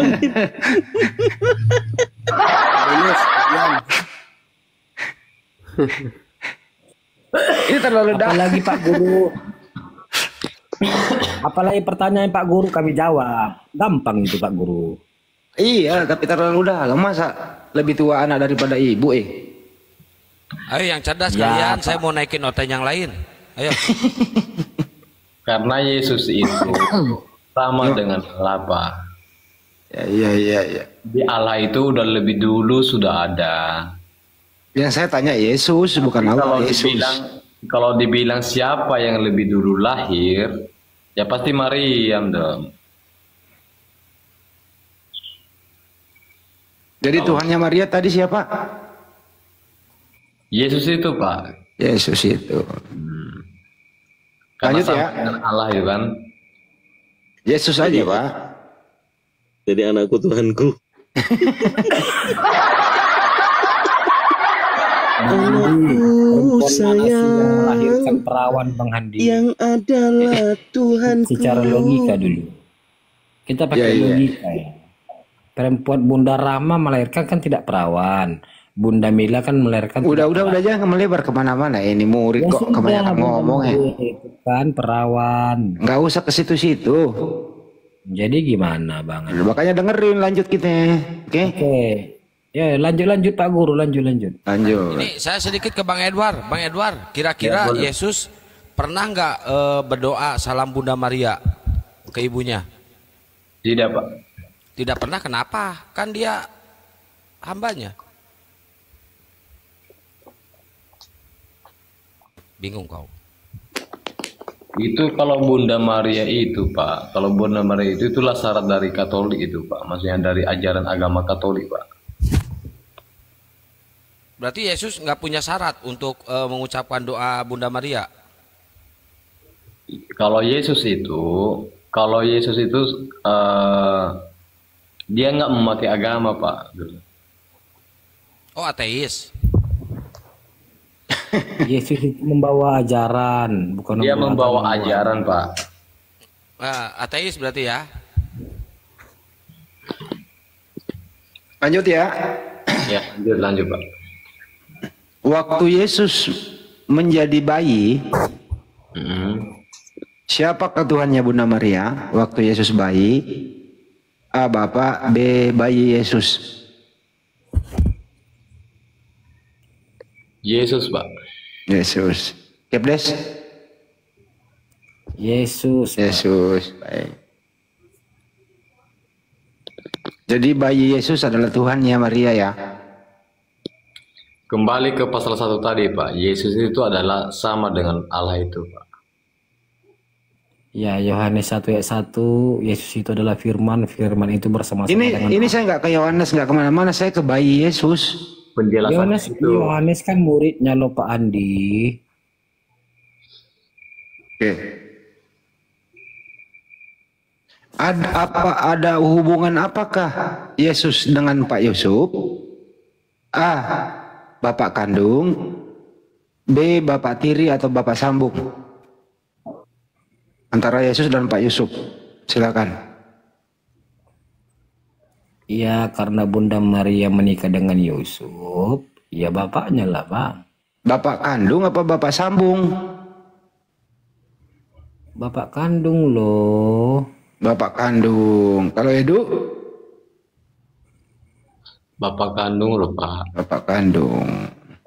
Sama kan Bang, jawaban kami kan Bang? Iya, sama-sama. Kata Bang Edu dalam hatinya, padahal itu bukan bapak kandung, tapi nggak apa-apa lah daripada kontradiksi. Yo, betul Pak. Katanya Bunda Mila Batu. Jadi Bunda Maria sama Pak Yusuf berhubungan suami istri, kemudian hamil gitu ya? Bukan Bang, begitu, Bang. Bukan seperti itu Bang Andi. Aduh Bang. Kata dia Anda bilang bapak kandung. Ya bapak kandungnya lah Bang. Kan yang dititipkannya ini Bang. Ini kan firman gitu loh. Bunda Maria mengandung itu berhubungan suami istri atau tidak? Tidak Bang. Berarti bukan bapak kandung Bang. Udah gimana sih pamannya Bang Andi? Jangan disamakan. Yesus itu nggak punya bapak kandung, punyanya ibu kandung. Manusia biasa dengan Yesus. Aduh, dalam ini kan Dito ini, dalam ini. Ya wajib dalam lah Bang. Namanya Tuhan yang kita omongin ini wajib dalam. Ya, ini status keluarga aja nggak tahu loh. Masuk angin ini. Yang kita omongin ini adalah Tuhan yang wajib dalam Bang Andi. Iya. Bang Andi. Ya siap Tad. Oke, coba kita perdalam pembahasannya ya. Iya, mangga Tad. Kita tes ya. Sejauh mana teman-teman Kristen paham tentang ketuhanan mereka? Apakah saya atau teman-teman Kristen? Saya hanya seorang santri Bang, yang lulusan pesantren, dan kita coba lebih paham siapa konsep ketuhanan dalam Bible, saya atau Anda. Sekarang saya tanya kepada Anda Bang, konsep Tritunggal itu yang ngajari Yesus, para apostolos, atau siapa Bang?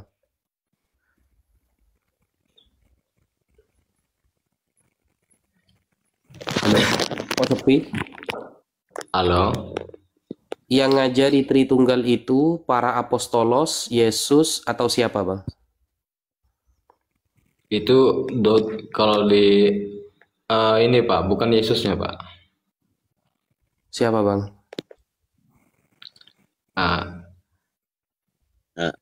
Itu dari doktrin Pak. Doktrin Pak. Apa? Kang Dito, kalau orang menjawab jangan diganggu Kang Dito. Doktrin ya, berarti ya?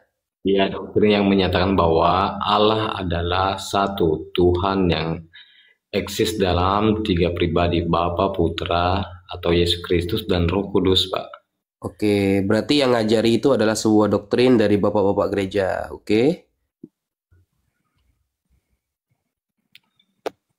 Oke? Iya, Pak. Iya, benar.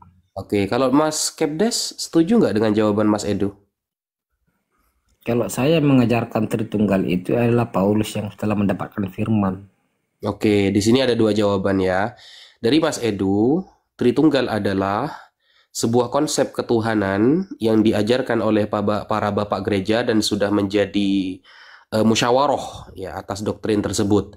Sedangkan Pak Kepdes menjawab bahwa doktrin Tritunggal itu ternyata datang dari seorang rasul yang bernama Paulus. Ini ada dua jawaban. Meskipun saya lebih setuju kepada jawaban Pak Edu. Coba Mas Kepdes, ada nggak ayat dari surat Paulus yang menerangkan tentang tersusunnya Allah menjadi 3 bagian? 1 Roh Kudus, kemudian 2 Bapa, ketiga Anak. Ada? Aduh, saya lagi nggak ada di handphone ini. Pak Edu di sini jujur ya. Jadi Tritunggal itu sebuah doktrin yang diajarkan oleh para pembesar di gereja. Kalau Pak Kepdes saya juga baru dengar malah ini. Paulus pernah ngajari Tritunggal. Ini saya yang selama ini membaca Korintus, Galatia, Wanahwihima dan semacam keduanya dari surat-surat Paulus itu gak pernah menemukan satu ayat pun bahwa Paulus ngajari Tritunggal. Itu saya kaget itu loh. Dari mana Anda dapat itu? Sebentar Bang, saya buka dulu.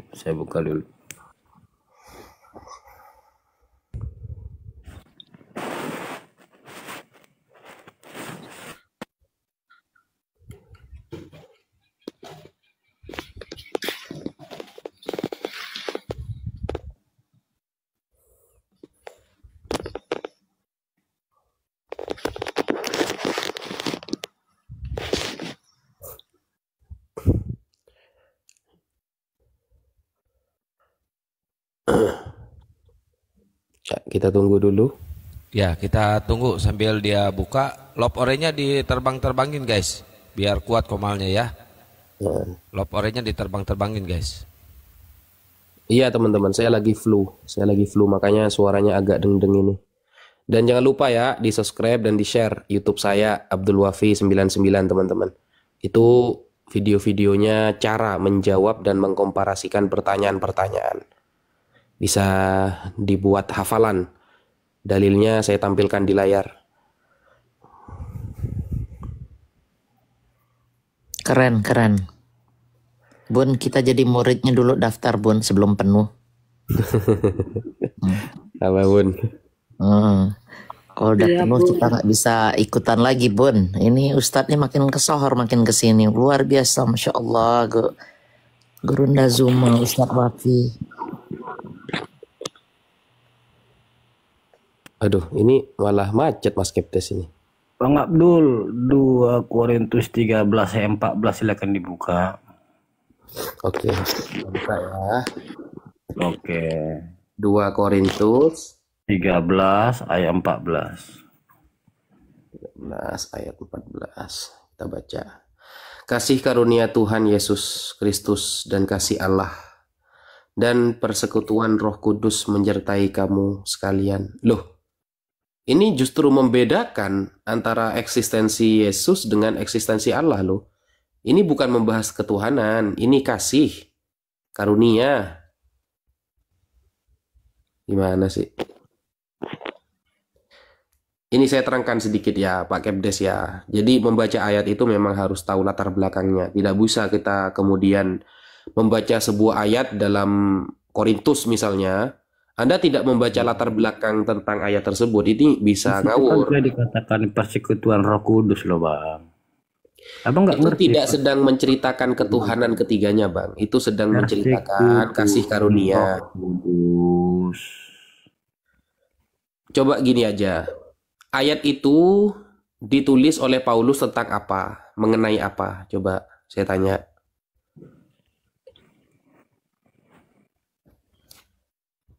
Nah kan, macet lagi kan akhirnya. Harus tahu latar belakangnya Mas.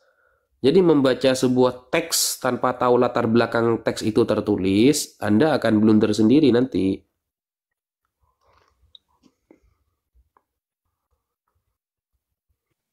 Atau ini pemberian berkat Bang, pemberian berkat. Iya, bukan tentang eksistensi ketuhanannya. Yang saya tanyakan kan eksistensi tentang ketuhanan 3 pribadi tersebut. Jadi begini ya, ini sedikit saya terangkan sedikit. Mungkin bisa menjadi edukasi buat Pak Kepdes. Kenapa saya lebih setuju pendapat Pak Edu?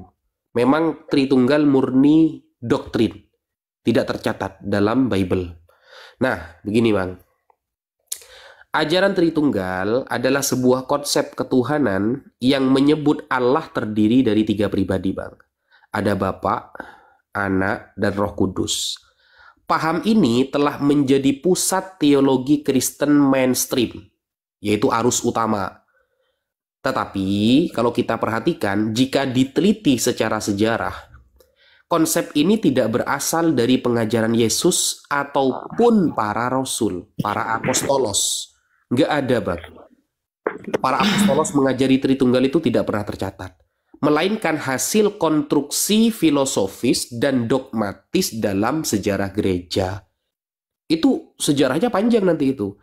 Dalam hal ini ya, yang perlu Abang ketahui ya, yaitu menelusuri asal-usul ajaran Tritunggal, mengevaluasi ajaran para bapak gereja, dan mengungkap jejak kesamaan antara Tritunggal dengan konsep ketuhanan dalam kepercayaan pagan yang bertentangan dengan ajaran Yesus yang monoistik.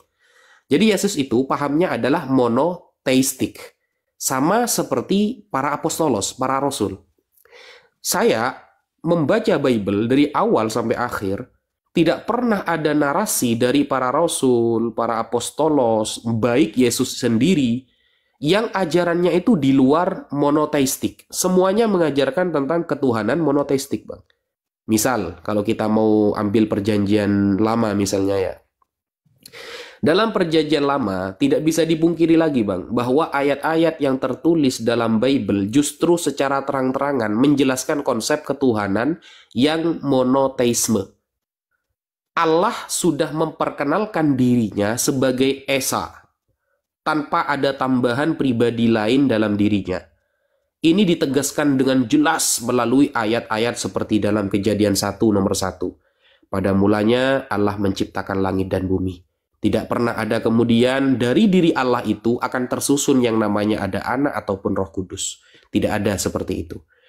Atau di dalam Keluaran 20 nomor 2 sampai 3. Akulah Tuhan Allahmu yang membawa engkau keluar dari tanah Mesir, dari rumah perbudakan. Jangan ada padamu Allah lain di hadapanku. Secara tegas Allah menerangkan tidak ada konsep Tritunggal, tersusun dari beberapa pribadi, nggak ada.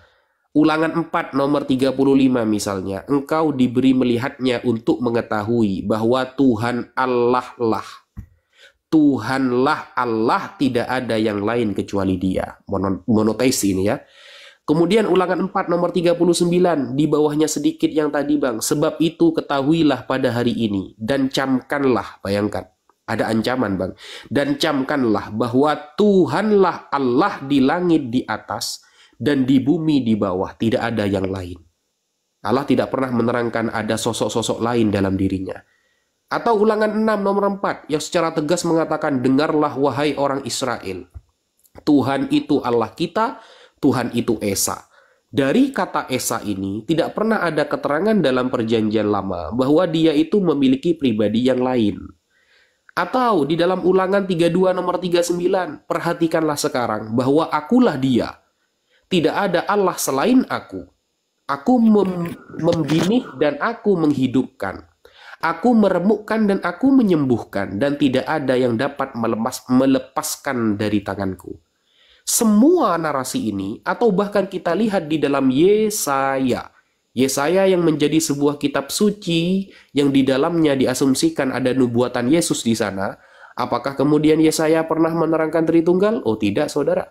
Ternyata secara tegas Yesaya 37 nomor 16 mengatakan, Tuhan semesta alam, Allah Israel yang bertengger di atas kerup-kerup, engkau sendirilah Allah, satu-satunya di atas segala kerajaan bumi. Tidak pernah kemudian dia menerangkan ada pribadi-pribadi lain yang ada pada dirinya.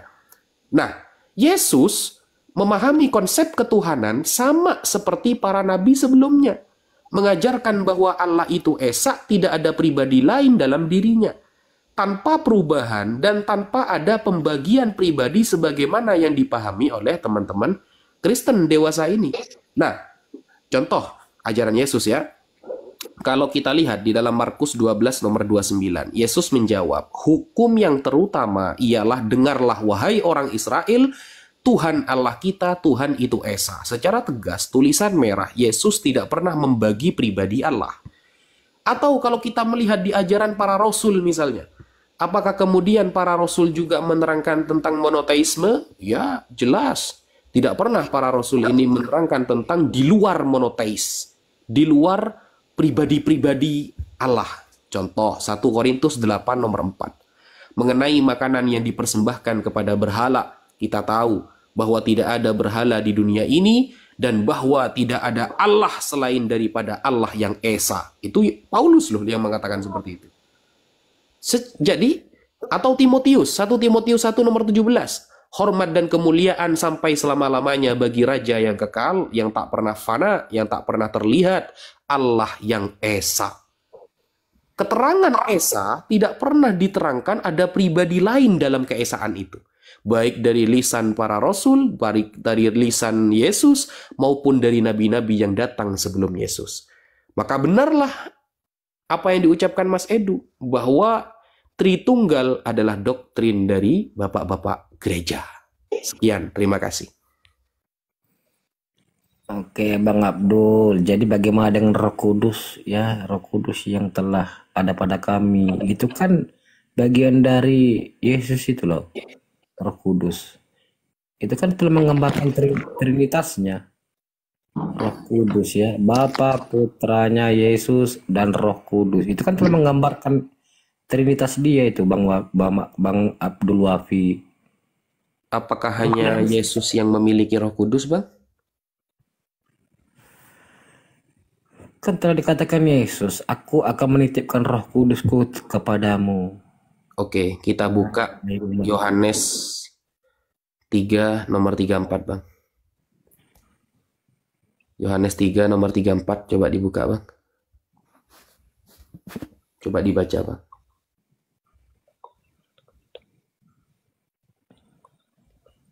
Yohanes berapa, Bang? 3 nomor 34. Yohanes 3 ayat 34. Oke. Sebentar, Bang.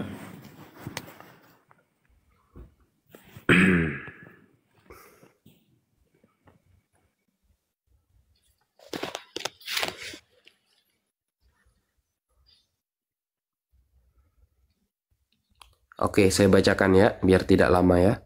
Sebab siapa yang diutus Allah, dialah yang menyampaikan firman Allah, karena Allah mengaruniakan rohnya, Roh Kudus nih, rohnya dengan tidak terbatas. Maka siapa yang menjadi utusan Allah, maka Allah akan mengirimkan Roh Kudus kepadanya. Karena tugas utusan adalah menyampaikan firman. Bukan firman itu sendiri. Bukan firman yang hidup, bukan. Tapi tugas orang yang diutus Allah seperti Musa misalnya, maka tugasnya adalah menyampaikan firman Allah, maka wajar Allah akan mengaruniakan Roh Kudus kepada dia untuk membantu misinya menyebarkan tema-tema agamis tentang monoteis dan hal-hal yang berkaitan dengan ketauhidan, keesaan Allah. Musa, Abraham, Yesaya, dan seluruh orang-orang yang diutus sebelum Yesus, maka juga mendapatkan Roh Kudus, Bang. Jangan heran kemudian Anda mengatakan dalam diri Yesus ada Roh Kudus. Karena konsep yang telah diterangkan oleh Yohanes, maka siapa yang diutus oleh Allah sebagai utusan, atau disebut dengan para nabi, dalam Ibrani Nevi'im, ya, Nevi'im, para nabi, maka dialah yang berhak mendapatkan Roh Kudus untuk menyampaikan materi-materi tentang agama yang dia bawa, tentang ajaran yang akan dia ajarkan kepada orang-orang di saat itu. Bukan hanya Yesus, bro. Jadi begini Pak Mas Abdul ya, penjelasan Tritunggal itu sebenarnya itu ada di ini Pak, di Matius 28 ayat 20. Matius 28 ayat 19. Pergilah, jadikanlah semua bangsa muridku dan baptislah mereka dalam nama Bapa dan Anak dan Roh Kudus. Itulah yang terkadang orang Kristen Tritunggal itu, mungkin dari situlah konsepnya. Coba gini Pak, Abang jadi Katolik sudah berapa tahun Bang? Dari lahir, Pak. Dari lahir, oke. Sepertinya Abang harus meneliti Katolik secara mendalam lagi. Kenapa?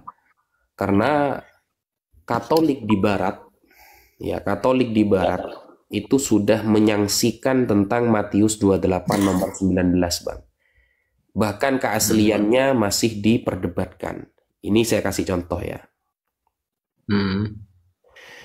Ini ya. Katolisitas.org tentang keaslian dari Matius 28 nomor 19. Baptisan dalam Trinitas. Ayat ini sangat menjadi perdebatan. Kenapa? Banyak yang mengatakan palsu. Kenapa ayat ini dikatakan palsu? Karena baru ditemukan di abad keempat ayat ini. Kalau Abang bisa menunjukkan data kepada saya bahwa ayat ini muncul sebelum abad keempat, maka selesai masalahnya. Berarti ayat ini benar-benar ada. Tapi ternyata ayat ini menurut para katolites.org, orang-orang Katolik semuanya masih menyaksikan di Barat. Sehingga Abang perlu belajar lagi. Jadi itu maksudnya penjelasannya. Mungkin dari situ mungkin ada itu namanya Tritunggal, Pak. Mungkin dari situlah pelajaran itu terpanjang kepada semua jemaat bahwa Tritunggal itu seperti itu dari ayat ini gitu loh. Ya, jadi ini Pak ya, yang tadi tuh Pak ya, penyusunan kodeks dari Katolisitas yang .org tadi, dari teman-teman Katolik sendiri juga menyaksikan kan. Kita tahu bahwa tidak ada naskah asli dari seluruh Alkitab yang asli yang masih tertinggal, itu sudah nggak ada. Jadi naskah asli itu sudah tidak pernah ada. Semuanya adalah naskah salinan, termasuk kitab Matius. Nah, ternyata setelah dicek, Matius 28 nomor 19 ini memang meragukan karena baru ditemukan di abad keempat, Pak. Sehingga ketika ada sebuah ayat suci yang baru ditemukan 400 tahun setelah Yesus diangkat, maka ini merupakan problem yang sangat besar.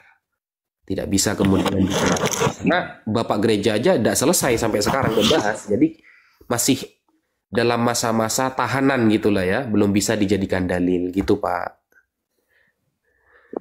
Iya sih, kalau saya sih udah ngerti sebenarnya. Mungkin Bapak bisa menunjukkan kepada saya Matius 28 nomor 19 sebelum abad keempat, ada nggak Bapak data? Ya paling ada di Alkitab itu aja loh Pak, yang kami patokan sebagai pacuan kami untuk mengenal Alkitab itu. Nggak ada data ya, berarti primernya ya? Tidak punya Pak. Karena sama tadi seperti yang saya katakan bahwa saya itu memperdalam agama melalui pertobatan Pak, bukan melalui sekolah atau mengenal sejarah atau gimana. Oke. Karena tadi kan Bapak bilang, ada teman Bapak bilang ini kan tema ketuhanan, jadi harus agak mendalam. Makanya saya tertarik dengan kalimat itu. Ayo kita kaji secara mendalam beneran kalau gitu. Ternyata memang sulit kan Pak kan. Memang Bapak sekelas Kristen yang sudah bertahun-tahun, kayaknya lebih banyak saya bacanya daripada Bapak gitu. Belum tentu dong Bang Abdul, ada-ada aja. Oke, sekarang saya tanya misal nih saya nanya penulis Kodeks Sinaiticus itu siapa Pak? Bang, kalau mau tahu Alkitab itu dibaca dari awal sampai akhir. Ini Abang baca-baca kodeks, ya mana ngerti ya Bang. Bang, Alkitab kalau nggak dari kodeks dari mana? Itu kan telah ditafsir, telah diartikan semua. Kodeks itu bukan tafsir Bang, kodeks itu bukan tafsir. Saya tahu Bang Abdul.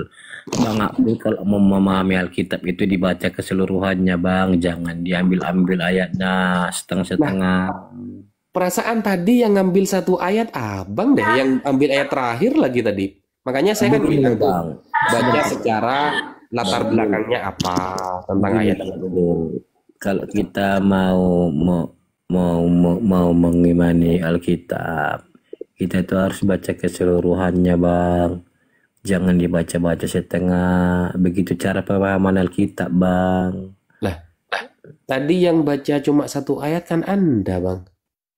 Tapi kan abang yang menanyakan mana Kenapa ayat. abang cuma bawa 1 ayat tadi? Gimana sih? Ustadz, Ya, izin. Apakah kalau dibaca keseluruhan Bibelmu, Yesus yang utusan berubah jadi Tuhan? Ini kan sudah dikatakan Tuhan sejak dari awal loh, Bunda. Nggak nyambung. Loh, Lanjut Ustadz. aduh, baik. Aja, Bun. Lanjut. Walaupun dibaca 10 tahun Bibelmu, tetap Yesus dalam Yohanes 17 itu utusan. Itu karena Bunda Rama tidak Disampaikan Ustadz tadi, Yohanes 3:34. Siapa? Dia yang ditulah. Akan seperti itu karena Bunda Rama tidak mengimani ya Bunda ya. Buktinya kok nggak bisa membuktikan mana titik di Bibelmu? Bukan saya tidak bisa membuktikan. Apa bantah yang disampaikan Ustadz? Gimana dong, Bang? Jadi memang kalau kita pelajari secara fakta sejarahnya, Bang, istilah Tritunggal ini erat kaitannya dengan pengaruh filsafat Yunani dan Helenisme terhadap ajaran-ajaran Kristen.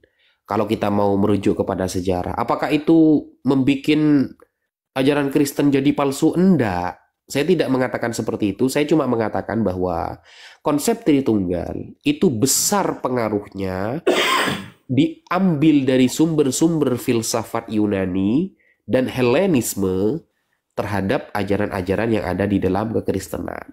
Makanya masuknya paham filsafat Yunani, khususnya Neoplatonisme, memberikan pengaruh besar terhadap pemikiran gereja, Bang. Terutama dalam upaya menjelaskan relasi Allah, Yesus, dan Roh Kudus. Konsep tentang logos saja yang diadopsi dari filsafat Yunani memainkan peran dalam membentuk pemahaman tentang Yesus sebagai firman. Bentar dulu Bang Abdul. Begini Bang, kita kan di Alkitab kan ada itu Tuhan itu menciptakan manusia menurut gambar dan rupanya Bang. Sama seperti kita Bang, manusia punya nafas, punya tubuh ya Bang ya. Serupa dengan Tuhan itu Bang. Berarti Tuhan punya nafas, punya tubuh. Iya, dia itu tidak sama dengan kita Bang. Dia itu firman. Hanya serupa dengan kita. Iya, ada 3 pribadi Bang. Kita juga ada 3 pribadi juga Bang. Kita ada 3 pribadi. Seperti suara Bang Abdul ini suara Bang Abdul tidak? Kan suara Bang Abdul ini. Kan suara bukan pribadi, gimana sih?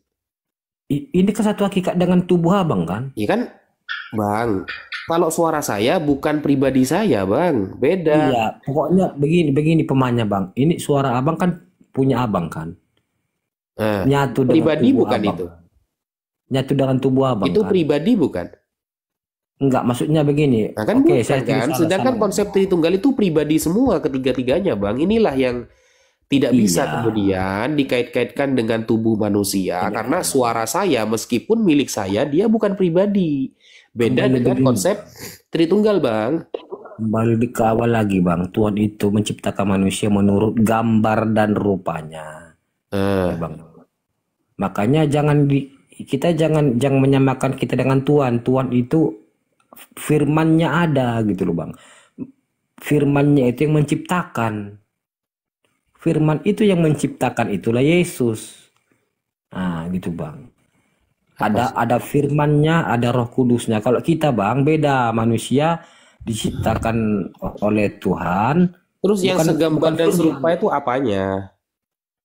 Iya sama Bang. Di dalam jiwa kita ini kan ada roh. Ada roh. Roh itu pribadi bukan? Pokoknya Bang begini Bang, paman saya begini Bang ya. Di Kan tubuh bukan manusia itu pribadi, ada Bang. roh, ada jiwa. Makanya kita bisa hidup begitu loh. Iya tapi kan bukan pribadi Bang. Iya Bang, taruhlah dulu tata bahasanya dulu apa kan. Ya gak bisa lah disama-samakan. Kalau begitu berarti Begitu, becak rodanya 3, berarti becak itu juga mengandung Tritunggal gitu. Begini loh Bang. Jangan abang samakan makhluk hidup dengan benda mati gitu loh bang. Ini udah beda pemahaman gitu bang. Yang Ini enggak, bang. maksudnya kan gini bang, makanya kenapa saya memahami konsep Tritunggal ini dari filsafat Yunani, karena memang satu-satunya contoh yang mirip dengan ajaran tiga pribadi jadi satu ini adalah pemahaman Neoplatonisme bang. Itu yang sangat mirip, tiga pribadi dalam satu tubuh. Makanya konsep logos dalam filsafat Yunani, khususnya oleh Heraklitus, menggambarkan prinsip rasional yang mengatur kosmos bang. Dalam konteks ini, logos dianggap sebagai akal ilahi atau tatanan kosmik yang memberikan bentuk dan makna dalam alam semesta. Nah, itu disetujui oleh orang Kristen loh bang. Coba abang buka website Britannica. Yang Britannica ini adalah website resmi dan netral. Semua teman-teman Kristen yang berdiskusi rata-rata pernah menggunakan website Britannica. Di sana diterangkan bahwa gagasan logos dalam pemikiran Yunani kuno setidaknya dapat ditelusuri kembali ke filsuf abad ke-6 sebelum Masehi. Heraklitus yang menemukan dalam proses kosmik sebuah logos yang dianalogikan dengan kemampuan penalaran pada manusia, kemudian Stoa, para filsuf yang mengikuti ajaran pemikiran Zeno saat itu, dari Citium abad ke-4 hingga abad ke-3 sebelum Masehi, mendefinisikan logos sebagai prinsip rasional dan spiritual yang aktif, yang meresapi semua realitas. Mereka menyebut logos sebagai provident, alam, Tuhan, dan jiwa dalam semesta. Nah, ini cocok dengan konsep Tritunggal kekristenan. Dan ini diakui, Bang, dalam website kekristenan sendiri. Abang sih kurang baca kayaknya.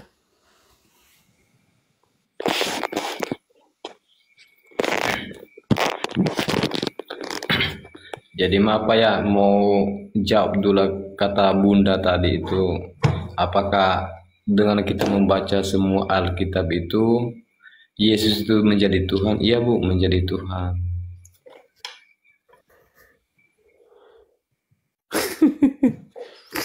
Apa? Coba narasi saya ini dijawab Bu, jangan Bunda Rahma. Yang narasi saya coba dibantah gitu, pakai data tapi.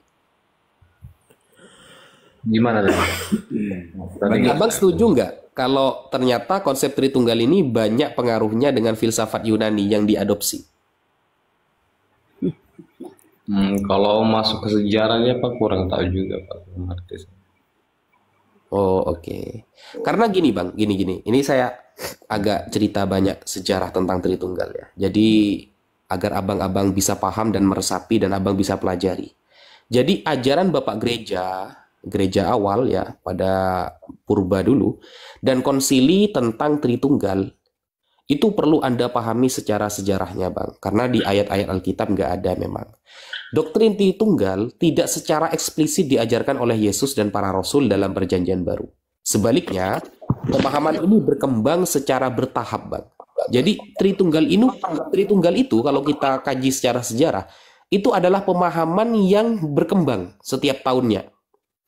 Nah, secara bertahap melalui apa? Melalui perdebatan teologis selama beberapa abad. Bayangkan, perdebatan tentang Tritunggal di antara bapak-bapak gereja itu berlaku sampai berabad-abad.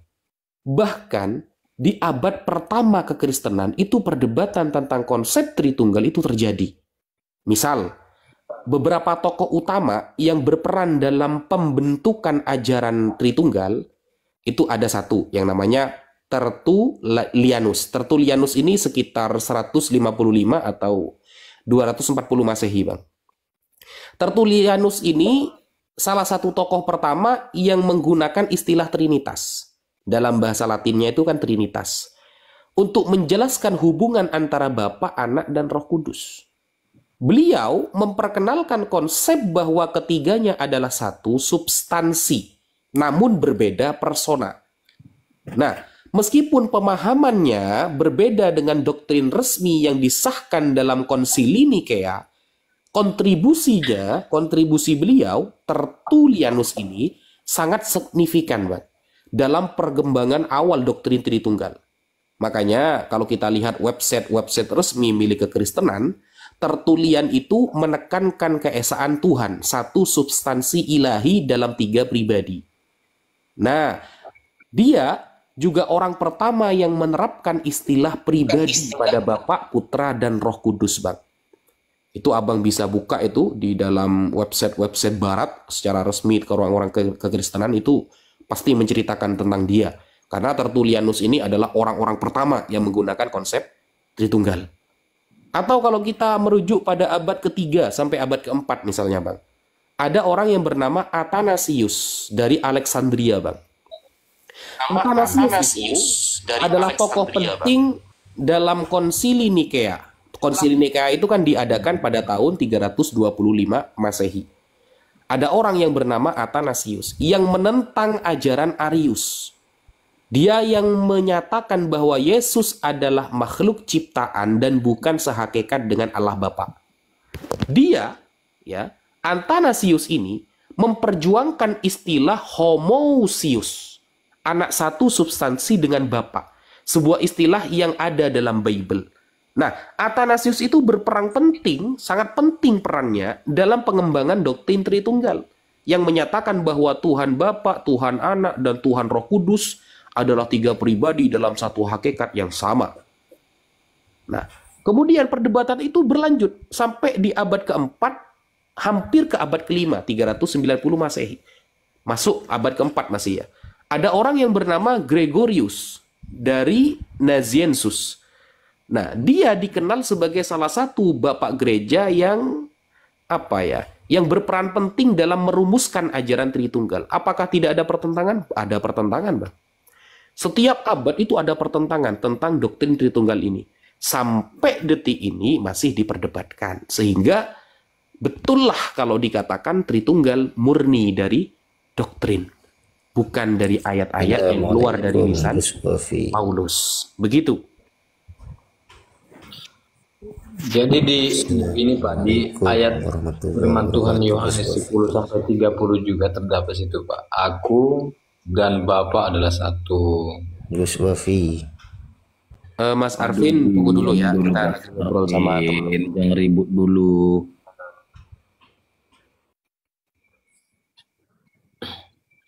Ya, gimana Bang? Nah, jadi gini, di Yohanes 10 sampai 30 itu menjelaskan juga bahwa aku dan Bapa adalah satu. Jadi Bapa itu Allah itulah. Sekali kalau lagi aku dan orang-orang Bapak adalah satu, masuknya ke oneness nanti Bang, secara lafaz. Nantinya lari ke oneness. Emangnya Abang setuju paham oneness? Setuju Pak, karena udah ditetapkan dalam Alkitab. Oh, Abang berarti oneness? Bukan Pak, maksudnya apa yang sudah diterbitkan di dalam Alkitab itu sekarang yang kami menjadi patokan buat kami Pak, orang Kristen. Bukan. Abang kalau ngaku Katolik berarti Abang pahamnya Trinitas. Sedangkan oneness ini sangat ditentang keras oleh kalangan Trinitas Bang. Karena Yesus ini adalah Allah itu sendiri. Dalam paham oneness seperti itu. Kalau Abang menggunakan ayat aku dan Bapa adalah satu dalam satu hakikat, satu tubuh, maka Abang jatuh pada paham oneness nantinya. Makanya di Konsili Nikea ya, pada tahun 325 Masehi, konsili ekumenis pertama dalam sejarah gereja Kristen yang diadakan pada tahun 325 Masehi di kota Nikea. Nah, di daerah Turki ya, Turki, condet itu ke selatan. Nah, konsili ini dipimpin oleh Kaisar Romawi Konstantin Agung dan dihadiri saat itu Bang ya, sekitar 300 uskup dari berbagai wilayah Kekaisaran Romawi. Bayangkan. Nah, tujuannya apa? Tujuan utama Konsili Nikea itu adalah untuk menyelesaikan kontroversi tentang ajaran Arius. Seorang presbiter dari Alexandria yang menolak keilahian Yesus Kristus. Arius berpendapat bahwa Yesus adalah makhluk ciptaan Tuhan. Bapa ini gak ada kaitannya sama Yesus. Bukan Tuhan yang sejati Yesus itu. Itu Konsili Nikea kan. Kalau Abang Katolik, seharusnya Abang lebih setuju ke ini, bukan yang ke oneness. Gitu Bang. Jadi sampai di situ sih kurang ngerti sih Pak ya. Belum mau pelajari sampai di situ lah istilahnya. Jadi kami itu masih berpatokan dengan ayat-ayat Alkitab lah yang sudah tertera dalam Alkitab, itulah jadi patokan kami. Ya, Ya, kalau menurut ya terserah saya, abang sih. Tapi gini bang, ya kalau menurut saya Ustadz Wafi ini mengarahkan kita belajar di luar Alkitab gitu, sejarah-sejarahnya. Itu kurasa tujuan Bang Abdul Wafi. iya. Jadi gini bang, kitab suci itu nggak gedebok dari langit bang. Jadi apalagi Bible ini penuh dengan sejarah-sejarah yang wajib Anda ketahui. Saya kadang lucu bang. Kenal orang Kristen, dia mengatakan begini. Ini pernyataan yang paling lucu ya menurut saya ya. Cukuplah Bible sudah bisa menjelaskan dirinya sendiri. Ini geblek menurut saya bang. Kenapa? Dia tidak tahu perdebatan yang terjadi di antara abad per abad oleh bapak-bapak gereja. Dia tidak pernah tahu bagaimana konsili Nikea perdebatan menggunakan fakta sejarah begini. Dia tidak pernah tahu yang dinamanya konsili Konstantinopel tahun 381 Masehi yang terjadi setelah konsili Nikea. Dia belum tahu konsili yang lain. Itu mereka itu data dalam membentuk sebuah ajaran, doktrin, itu tidak cukup pakai Bible. Mereka pasti menggunakan fakta sejarah, para pemikir, para pakar. Kan pasti seperti itu kan. Jadi kalau ada orang Kristen di Indonesia mengatakan, cukuplah Bible, itu sudah bisa menjelaskan dirinya sendiri. Ini orang yang nggak mau belajar itu. Iya betul bang. Memang Nggak perlu. mau belajar, dia males, alasannya seperti itu gitu loh. Iya betul. Setuju nggak? Setuju kalau begitu Pak, karena memang dianjurkan juga untuk mencari kebenarannya Pak. Ya itu. Makanya ayolah teman-teman Kristen itu kita berdiskusi, bukan abang ini ya yang ada di atas ya, yang lain mungkin ada yang di bawah. Kita berdiskusi itu benar-benar seperti dulu loh, seperti zaman-zaman dulu loh dalam diskusi itu, keren itu. Jadi ketika jangan pakai ayat dulu karena gini, ayat itu adalah andaikan kita perang ya. Ayat itu adalah nuklir. Senjata terakhir gitu loh. Yang akan nanti menjadi kebenaran setelah sejarah kita kuat gitu. Bukan seperti pistol, dikit-dikit langsung Bible bisa menjelaskan dirinya sendiri, dikit-dikit ya sudah terjemahannya seperti itu, saya nggak mau tahu apa kayak gitu. Diskusi itu lihat dulu latar belakangnya, kenapa ayat ini ditulis, kenapa Paulus kok ke Roma, kenapa di Roma kok terjadi seperti ini, lalu dia menulis seperti ini. Itu yang dikaji, bukan cuma terjemahan sudah selesai kamu nggak mau tahu ya sudah. Ini kan perdiskusian anak TK itu bang. Iya. Lagian gini Bang Abdul, yang menerjemah itu kan sudah para pakar, makanya kami yang menerjemah yang memang para pakar bang, tapi para pakar itu menerjemah itu menggunakan banyak referensi, tidak mungkin cuma comot-comot Google bang. Iya, mereka kan sudah terpilih bang, sudah pilihan. Iya, tapi gini bang, apakah orang yang menerjemah Bible ketika Anda katakan para pakar, pengetahuan mereka cuma itu saja, terjemahan itu saja? Kan tidak mungkin bang. Pengetahuan mereka pasti luas kan. Mereka paham konsili-konsili yang terjadi. Mereka paham bagaimana ketika Musa diusir dari Mesir misalnya, sejarahnya mereka paham. Makanya terjadilah penerjemahan seperti itu. Kan begitu. Tapi aku selalu si Bunda bang, ikut-ikutan bang.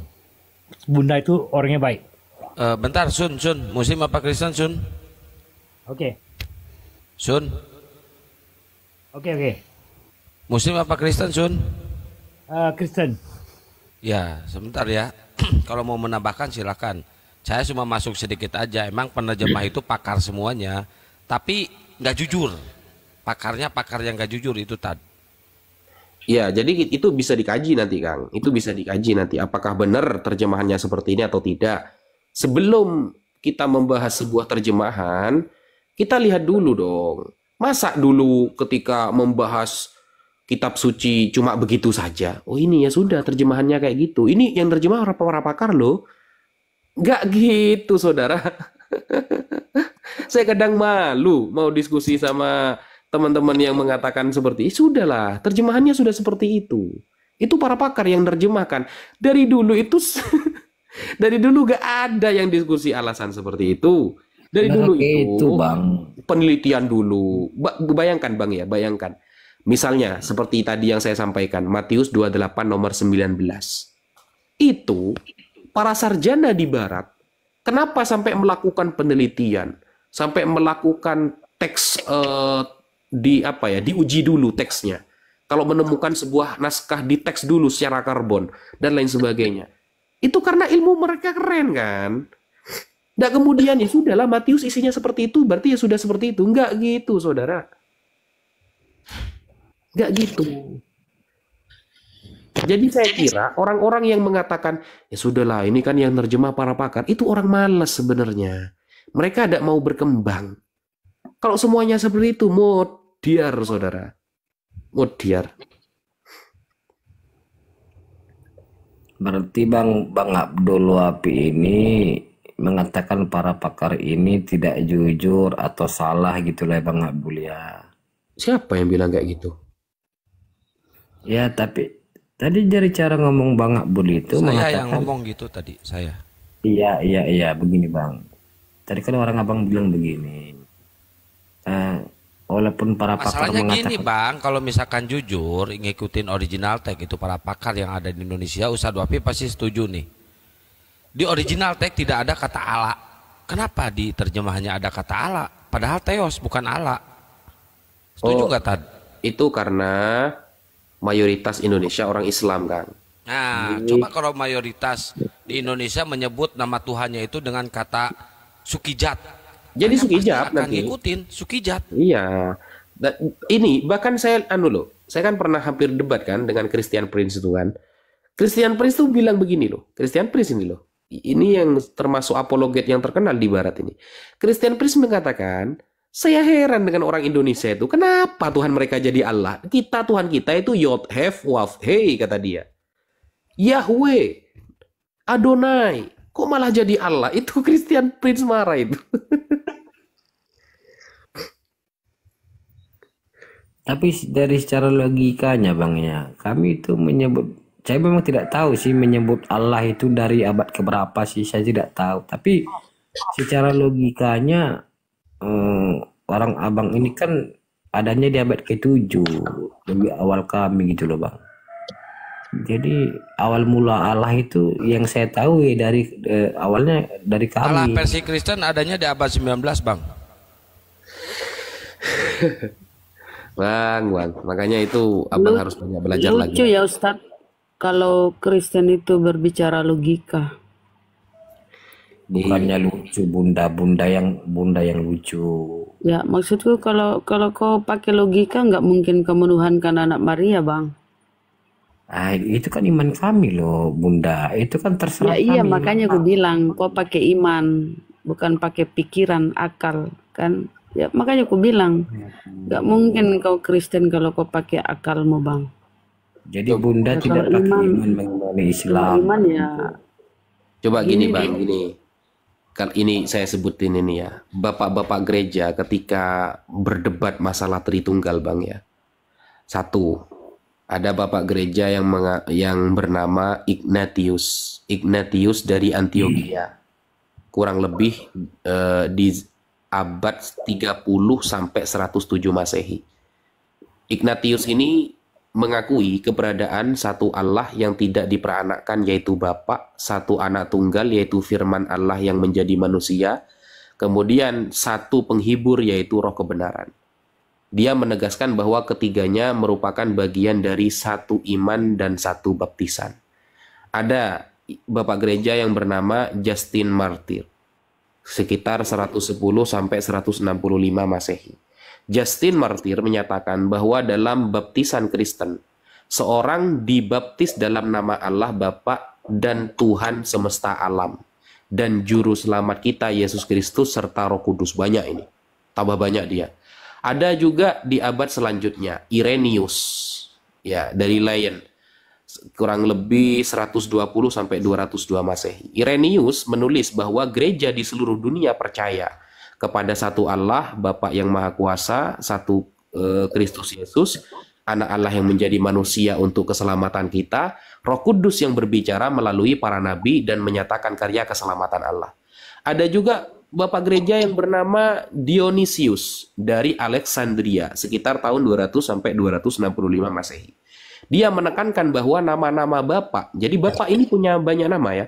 Nama-nama Bapa, Anak dan Roh Kudus tidak dapat dipisahkan satu sama lain. Dia menyatakan bahwa dalam menyebut satu pribadi, yang lainnya juga sudah termasuk di dalamnya. Jadi kalau baptis itu cukup nama Yesus saja cukup, nama Bapa saja cukup gitu. Nah, atau abad selanjutnya siapa itu Kiprianus dari Kartago tahun 200 sampai 258 Masehi menegaskan bahwa pentingnya baptisan dalam nama Bapa, Anak dan Roh Kudus sesuai dengan perintah Yesus. Dia mengkritik praktek baptisan hanya dengan nama Yesus saja yang dilakukan oleh salah satunya murid Yesus. Nah, kutipan-kutipan ini kan menunjukkan bahwa atas baptisan dan Tritunggal saja bapak-bapak gereja dulu itu bersinggungan gitu loh. Bertentangan, nggak satu suara gitu loh. Sehingga nggak mungkin kemudian orang zaman sekarang sok-sokan, ya sudahlah, ini yang menerjemahkan adalah para pakar. Ya sudah seperti itu isinya. Nggak geblek bagi saya itu, Bang. Dulu saja setingkat Dionysius, Irenaeus, Justin Martyr, kemudian Kiprianus dari Kartago, itu nggak satu pendapat dalam Tritunggal dan baptisan gitu loh. Dan mereka bukan nggak paham bahasa Yunani, Bang.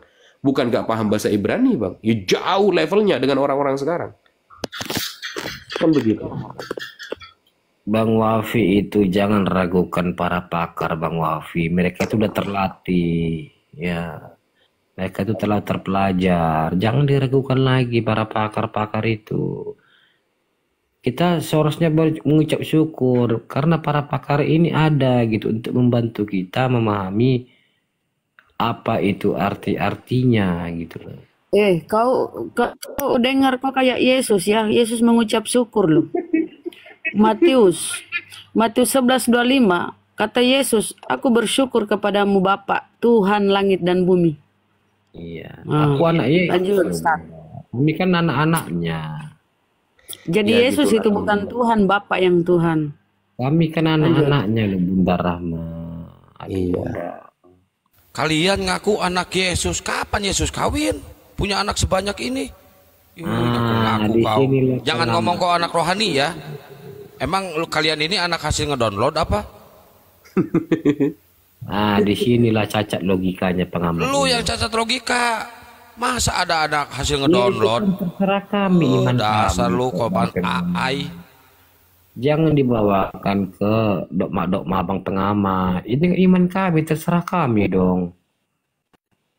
Mau kami disebut anaknya, mau kami disebut dengan kalau kau Kepdes, kalau kau cuma mengatasnamakan iman nek diskusi nggak usah. Lebih kau turun, bungkus imanmu itu dengan 3 karet gelang warna-warni, merek kuning hijau. Kau tidur. Kau tuhankan bantal gulingmu, pohon, nggak ada kami pusing, itu urusanmu. Tapi selama kau naik diskusi, jangan bawa iman, bawa data, dalil. Kau dikasih data-data oleh Ustadz, tapi kau cuma bawa iman, nggak nyambung kau, Bang. Ini kayak gini, Tad. Ustadz kan banyak jemaatnya nih. Kalau ceramah offline sampai 5.000, 10.000 kemarin juga. Itu jemaatnya Ustadz Wapi apa anak-anaknya Ustadz Wapi itu? Jemaat bukan anak. Mereka enak aja anak Tuhan. Orang muka dengok kayak gini anak Tuhan kau. Tapi kayaknya ya